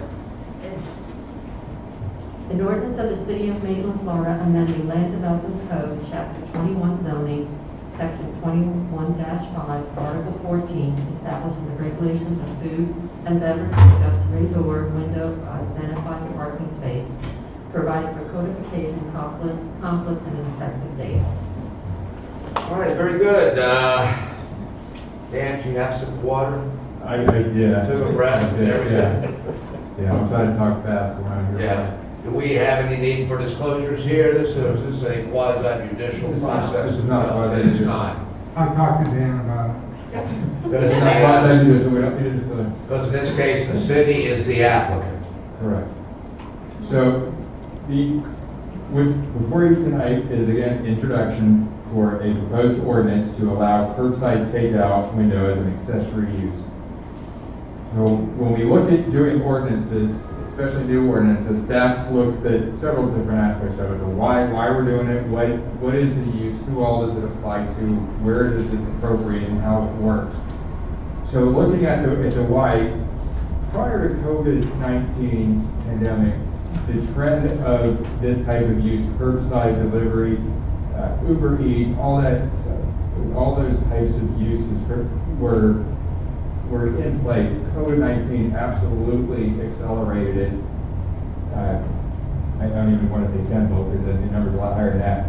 So staff has had increased demand and requests from eating establishments over the past few months asking for some relief in the restaurant industry, looking at these type of uses. Drive-through, we told them that drive-through is not a popular decision, especially in the downtown area, but we can look at some ways to potentially provide relief. So we looked at a lot of research into the industry trends across the nation and found that article after article, we're seeing that this is a trend that will continue regardless of COVID ever being resolved. It's going to continue. We're seeing restaurants that are taking out some of their indoor dining to make like porte-cochere type pickup and takeout delivery areas. So we also looked at the trends of the third-party food delivery services like the DoorDashes and Grubhubs. So what we wanted to do is bring to you an ordinance tonight that intended to strike that balance of the health, safety, and welfare as well as the economic stability of our community through the organic adaptation of the way the restaurant industry is moving. So looking at growth trends, again, this was for Business Industry Intelligence, looked at the estimate of the mobile order ahead volume at quick service restaurants. And again, this started back way before 2015 when it was about a $5 billion industry. It is now roughly about $37 billion industry, and all estimates are going to be $365 billion industry by 2030. And this is the mobile order ahead quick service type restaurants. We know in the city of Maitland that services offered through a window is not just a restaurant only. Matter of fact, places around the country, you can get married through a window. You can actually go to a funeral through a window. You can do library books, mail. There's even a place in Minnesota, you can actually go to their city hall through a pickup window and pull permits and services like that. So dry cleaning is also another very popular one that's offered through windows. So looking at what this use is that we're proposing tonight, again, it is, and I'm going to show you the distinct differences between a drive-through and a curbside takeout window. The drive-through, you typically have a wait time because of the stacking, the order box, the windows, the pay windows. You have a stacking time anywhere between just under 3 minutes to over 4.5 minutes of wait time. What this use is, the curbside takeout window, it's distinctly different from a drive-through in the fact that there is no menu box, there is no speaker order system. You do have to pre-order by app or website. The food is not prepared while you wait in line. It's all prepared. You're given an estimated time to pick it up, or you're given a text saying it's ready now, pull up to the window or door. There are no stacking lanes, so you don't pay at the window, everything is pre-done. And it's as proposed accessory to an existing restaurant, so you still have your indoor and outdoor dining of the use. As proposed, it would apply to restaurants, cafeterias, lounges, coffee shops, and similar eating establishments within the city. And it would apply citywide where those uses are currently permitted. So how it works, as proposed, it would be added as an accessory use to an existing restaurant or eating establishment, not the takeout and delivery only establishments, just the restaurant and eating establishments. And this trend is not unique to Maitland.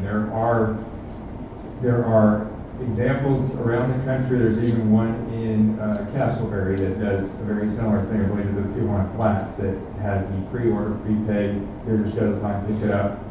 So it's not necessarily unique to Maitland. So in hearing concerns, when we first brought this to P&Z, we first brought it at the P&Z workshop as just a concept, an idea. This is something we're thinking about. P&Z gave us great feedback. We went back and retooled the whole language of this and how it would operate, brought it back to P&Z after hearing their concerns, and they were very supportive of this type of use. But in doing so, there were several use-specific standards that were either originally proposed or also added based on the feedback from P&Z. One of them that it had to be permitted in conjunction with a commercial dining establishment. They could do outdoor seating, but that's all, they couldn't take up required seating. So again, in an example like this, it would be a dine-in restaurant with potentially outdoor seating that would be required as part of this. It's not just a delivery-only type establishment. Also, food and beverages had to be prepaid via the website or mobile app, and they would have a pickup time or notified by text when their order's ready. So, as proposed, they would have a pre-order, prepaid, only established waiting area that they could come here, order their food, wait here until they receive their text and say it's ready, come pick it up. They pull right up and get their food, whether it be a window or a door or whatever. Another use-specific standards, the pickup bays were food and beverage delivered, located in a manner not visible to public streets unless the dining establishment is located on multiple street frontages. So in a case like this, you would be screened by vegetation.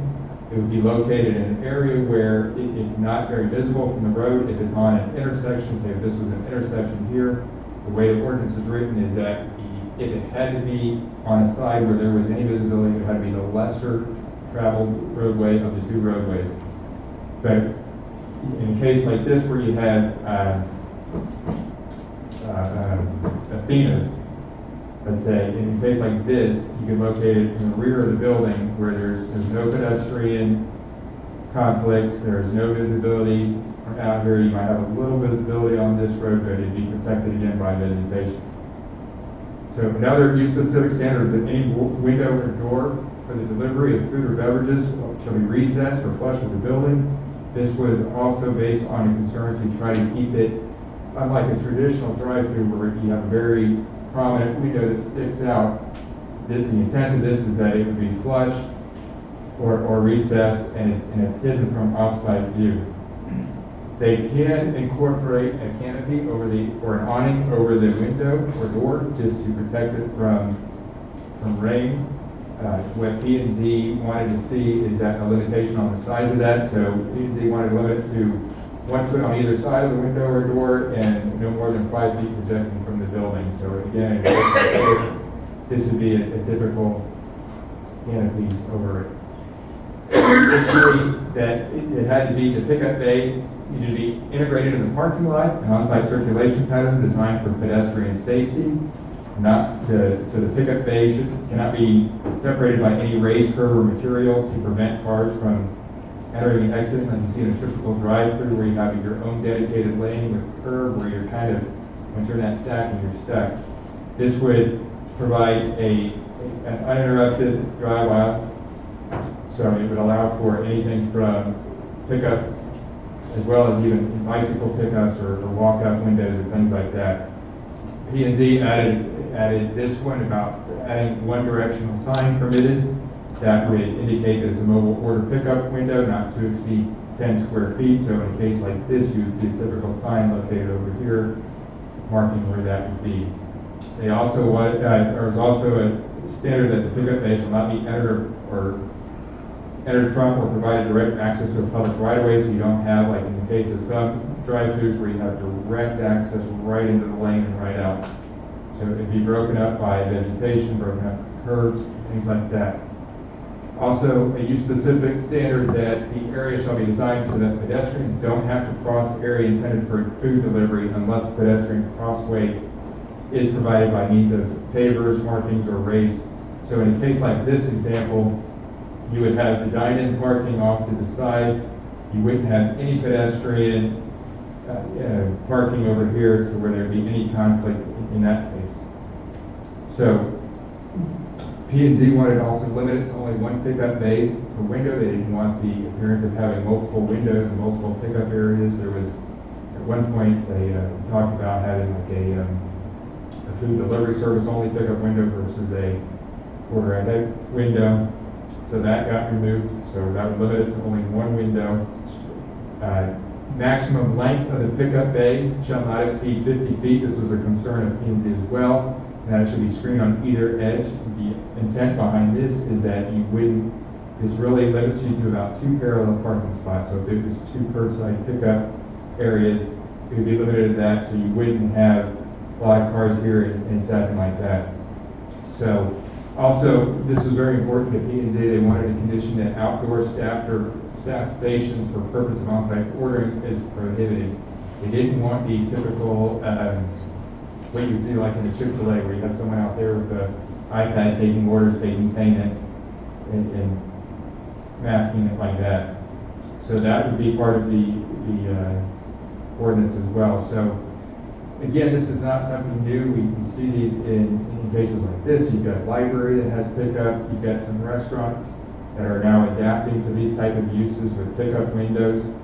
You even have some new grocery store chains that are coming out with this prototype where they have curbside express pickup windows for your pre-orders, or even Blaze Pizza has a new prototype that's coming out that has a quick little pickup window. So it's not unique to Maitland. It's not a new concept, but it is definitely a growing trend around the country.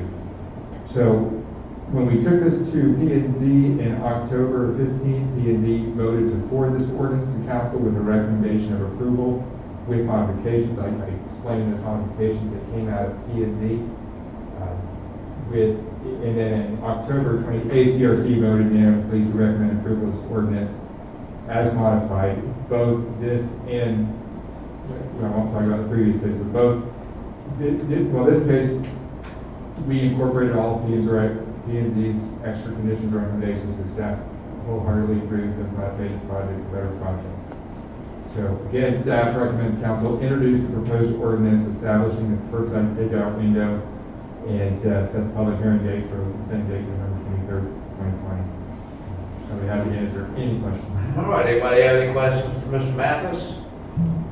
I've got, Dan and I talked about this afternoon, and again, if there's no concerns on it, then I'll stop. But I had questions on sort of where this is located. This is citywide, and essentially this would really target those areas that don't allow drive-throughs currently, right? I mean, for all purposes, if you're in an area that's permitting a drive-through, the need for this becomes less important, I would assume.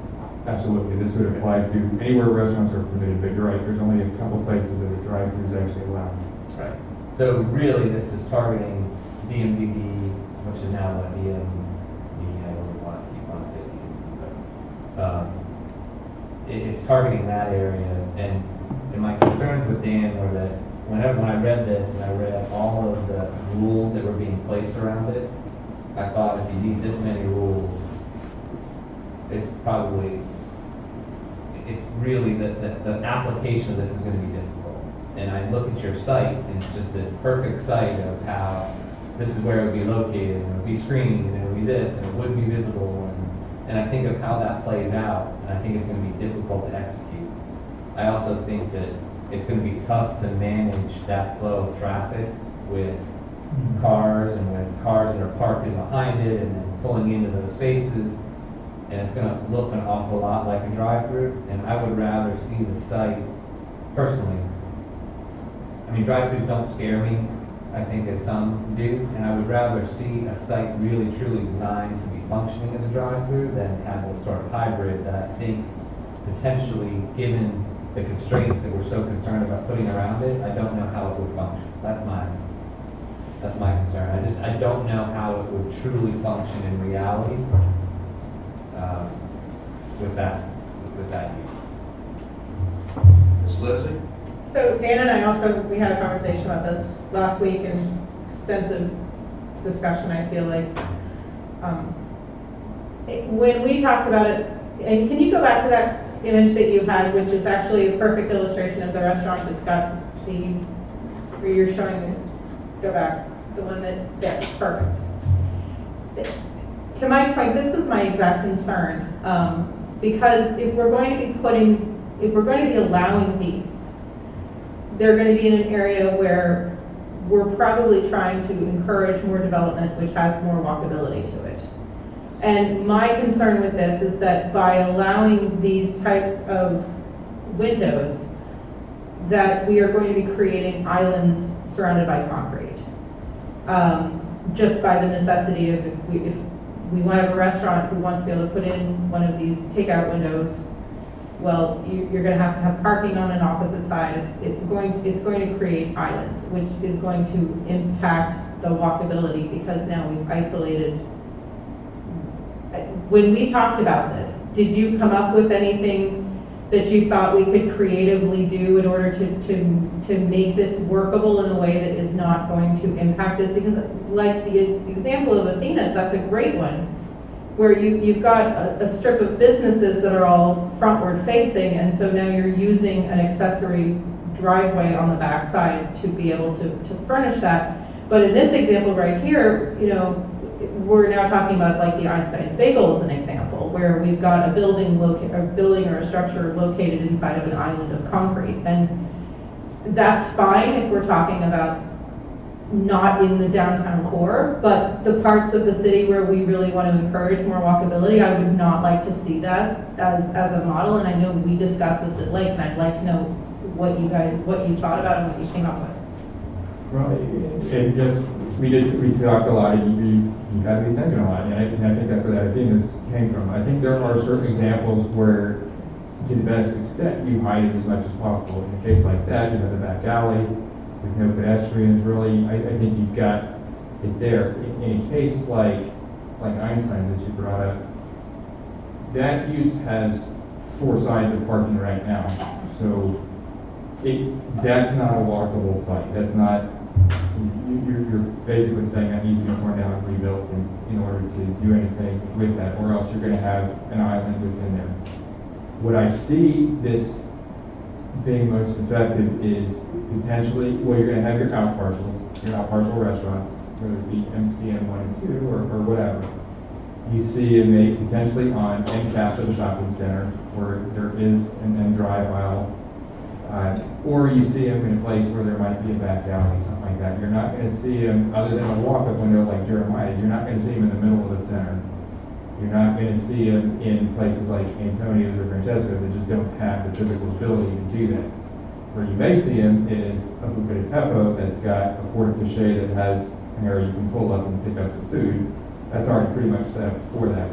So I don't think that the fear of every restaurant out there is going to start popping up and redesigning and putting windows in the middle. I don't think that's necessarily a fear that I would subscribe to. I think there's limited locations that it would happen. What we're trying to do is just provide some flexibility and some opportunity, because as staff, that's what we're here to do. We're here to bring to you ideas that we see are emerging trends, things that are coming up. You guys obviously are the policymakers, you can say yes or no, but we wouldn't be doing our job if we just stuck our heads in the sand and said, let's just react to anything that happens. We're trying to provide some trends that are coming up. But I think you're right. I mean, every site's going to be a little bit different. If it can go in I think this back alley, that's going to be great. If the concern is that council wants to see it and it's done through a conditional use instead of accessory use, that we'll work with that. We're just trying to provide a flexible balance between an industry that continues to struggle and moving in one direction versus something that's acceptable to council and the residents of Maitland.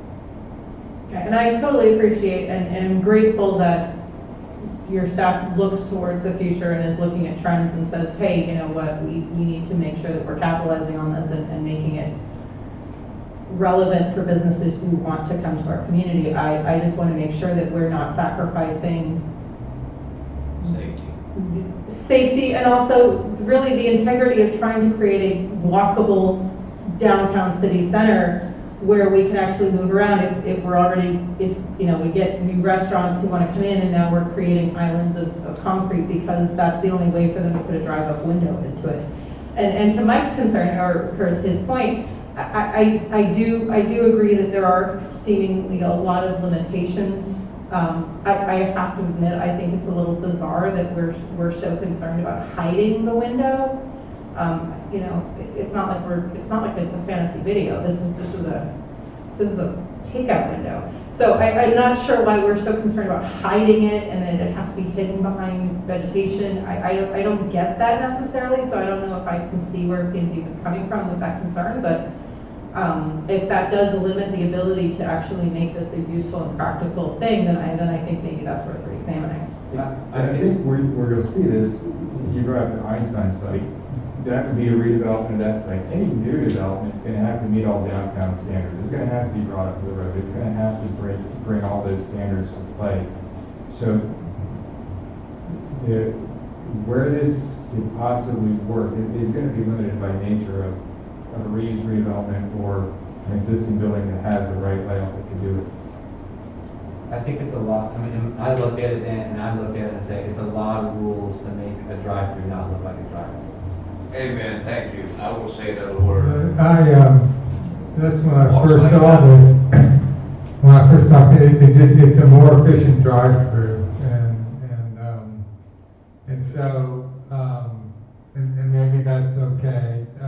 I know, and I wasn't Dale, you've been around here since dirt, right, and so you guys passed a prohibition against drive-throughs for a reason, and so I don't know if that's because we had more banks in Grand Cayman or because of McDonald's or what it was. So so what's if we didn't like drive-throughs back then, has the market changed to where we don't have the same concerns about them now, or a more efficient drive-through would be acceptable?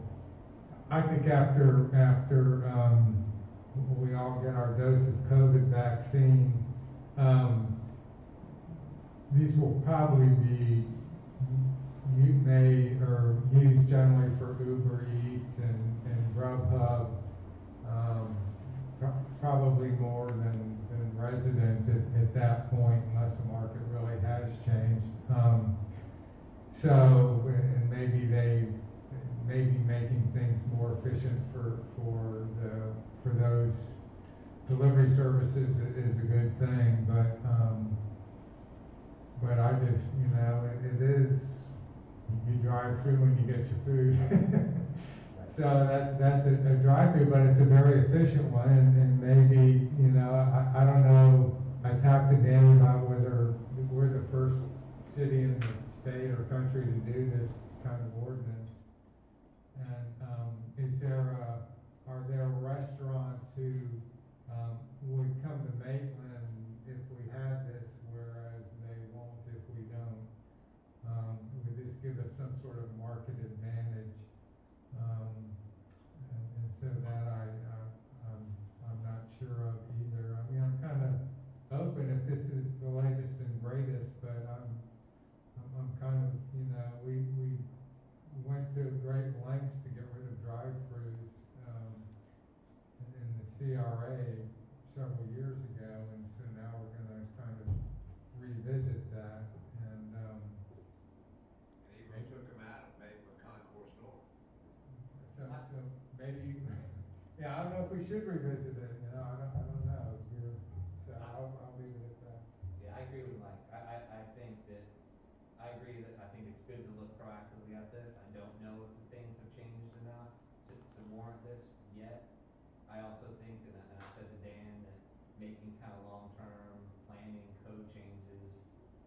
during this time, kind of looking at trends, whether the trends will continue or not, it puts us in a difficult spot, I think, to be in that, to be doing that. I also think, I look at these Uber Eats drivers, and not to single out Uber Eats, those delivery type drivers, and they're often looking at their phones or where they're going next, and they're distracted, and they're wanting to move on to the next thing. And I like them parked personally, and I like them having to get out of their car and have that sort of not driving around through parking lots, especially when you're talking about it doing it in a core that is walkable. So those are my concerns, but I agree. I think Dan did a good job of kind of looking at where the industry was going and kind of making sure that we were prepared for it. I just don't know where these would go if we want to do that right now and not just. And again, I think by the time any of this would really happen, we're going to be hopefully out of the worst of this. And so maybe we look at this, we look at the trends of this as they continue to evolve. That's not. This is after we all buy stock in Pfizer. Yeah, Right. we missed that one. Yeah, we missed the boat on that one. Like buying stock in Zoom. Yeah. Anybody, Vance, you have any thoughts or any more over here? I'll keep mine to a minimum, and I can do that. I want to salute you for trying to get ahead of this, in a sense. But I've got to agree with things that all of you have said, that we committed ourselves quite some time ago to a safe, pedestrian, walkable core area. And while this may be indeed admirable, if the Guthrie Restaurant Group wants to come in and do this and won't come to Maitland otherwise, is Vance going to go somewhere else and has this? Is there, if I can ask, without you having to betray any confidences, has anybody actually, any potential applicant, actually asked about having this here? Yes, we've had 3 applicants. Really? They weren't interested in drive-throughs, just this? Well, they wanted drive-throughs, and we told them that. Oh, I'm sure they do. But we told them that we're working on kind of a hybrid that we thought would be a good balance. One of the applicants that was asking has a very similar model of this in their prototype, and they said, no, we want to drive through because there's a distinct difference between this and a hybrid. We want to drive through only, in which case we said this is not going to happen. Right. I understand. All right. To me, it still walks like a duck, quacks like a duck. So, any other thoughts? Anybody from the public like to address this particular agenda item? Now would be the time. Stacy, you're aching to say something, right? All right. No, if she's not, we'll right back to council. Any more questions? If we're going to, and getting the sense of council, this doesn't seem like it's headed for 5-0 approval here, but I'd like to sort of put it on hold and see what happens to the market in a year after COVID, and see if the world really has changed and people want to do their expedited drive-throughs, and if that's the way the world's gone, maybe we should revisit this. I'm not necessarily, Dan's got 3 people who have asked whether or not we could do this. That's 3 potential businesses that could be brought into the city, which I think is a really important thing to think about. But is there a way to limit this to just out parcels? Is there a way that we can be more specific and exacting in how we are targeting where we are going to let these be? Absolutely. It's an open-ended right now. If we want to limit it to out parcels only, it's absolutely, I wouldn't have any issue with that. I would vote for that. I mean, I think I would be okay with that, because I think that we're already talking about a building that's already in a sea of concrete. I know I keep saying that, but that really genuinely is a concern to me, that I don't want us to, I envision that at some point we could have a row of businesses all together and that are walkable, But if one business shows up and goes, you know what, we really want to have one of these windows, and in order to make the flow, you come in one street, you go around the side of the building, and you come back out the other, now 3 sides of the building are all surrounded by a parking lot. That to me changes the character and nature of what would have been there if we hadn't allowed this to happen. So if we're willing to approve it, and I'm not saying I'm not, I think it's a good concept if there's an actual genuine demand for it. I would like to see it limited to places where we're already dealing with lots of cars in a parking lot, as opposed to on you know, Maitland Boulevard or Maitland Avenue, where we want to actually have more walkable, you know. Does the Maitland Concourse North not allow drive-throughs given the moment? Not in the current PD does not allow it. But that's by PD, That's by PD, correct? so they could amend the PD. Correct. So I don't have concern, I mean, on that location, if they want to do it, they just come back and amend their PD, and at that point, be able to see the site plan and be able to see what they're doing and How it works. whether or not this works. And like I said, I'm not I think drive-throughs done well aren't super problematic, especially in a place like Main Concourse North. I just think when you've got this, it's just trying to force it in a way that I would like to see other places do that first before we jump in, and I also don't know that if you did that and you put such site constraints around it, and let's say you put it in the downtown core, would that really produce the best use of the site? Because they're saying, I really need this pickup window, so I'll do whatever it takes to get a pickup window, even maybe forsaking overall site development and overall walkability and whatever. So that's I think we just put so many rules around it now, because I think, and Dan, you've done, like I said, you've done a good job. It's such an unknown, and designing it right now without kind of letting this out evolve, I think we might be just. I'd like to see what happens a little bit more, and I'd also want to protect that walkability that we've been shooting for in the downtown. I'll stop. So what would be? Go ahead. I was going to look for a motion. I was going to look for what kind of motion. You have any thoughts, Mike? Okay. I think, can we all agree at the moment that we might like to keep this out of the downtown Maitland district? Yeah. Look, I think Ben says yes.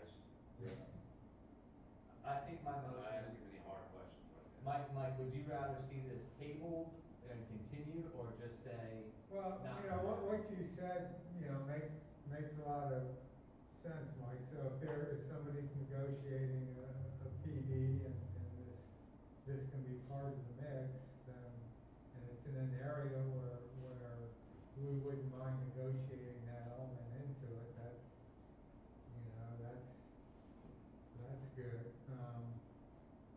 I just, you know, right now, before allowing it downtown or in areas where we traditionally not wanted drive-throughs,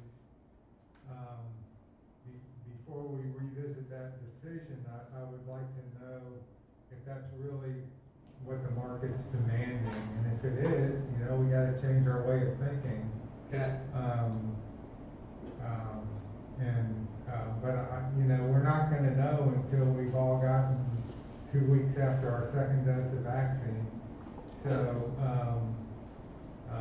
and then we'll see how the market shakes out, and maybe people are wanting to go back and eat inside again, and then if they want the food, you know, if they don't want to eat inside, they'll just have Uber Eats bring it to them.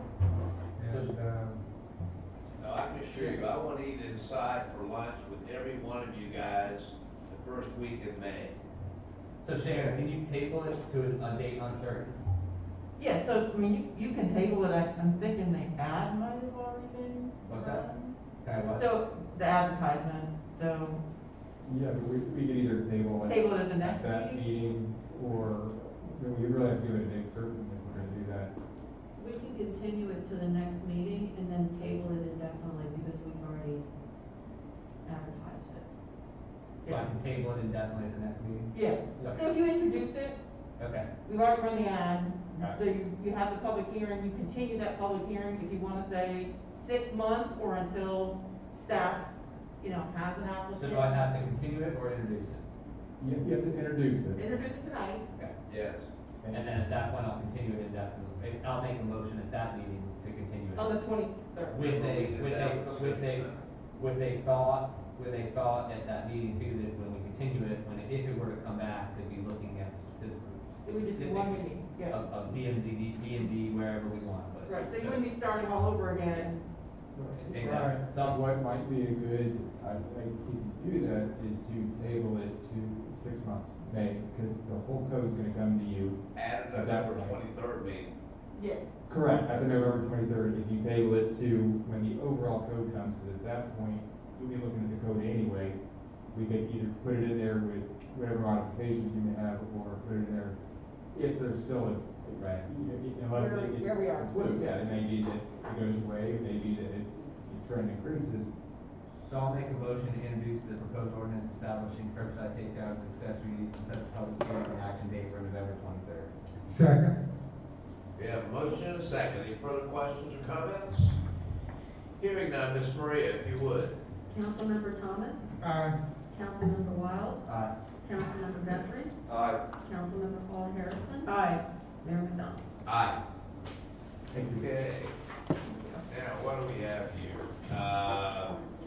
We aren't going to discuss anything tonight, guys.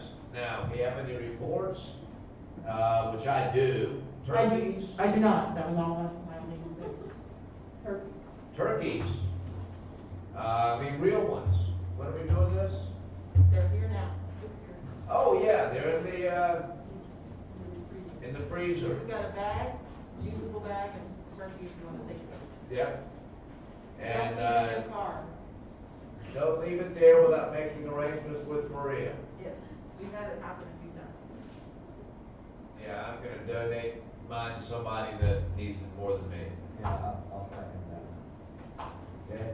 You good with that, Mike? Yeah, I'll put that wherever it is. Yeah. Anybody else want to donate, or in the meantime, those of you that aren't donating, pick it up from the freezer in the ante room. So if we just leave it here, then you guys will bring it to the Second Harvest Food Bank? Mari will find a home for it. Yeah. The Second Harvest Food Bank is a very good Well, place. now are we getting picky, Mike? I understand. Mark said that there's staff, or there's staff members who will, I'll find a home for her to raffle off. perfect. Yeah. Does the staff each get a turkey? Yeah, they love them I love it. Good. All right, anything else that anybody wants to report on? Hearing none, I think we're done. Everybody, thank you. Good night. Talk to you later, Cliff. Oh, Cliff, you got anything?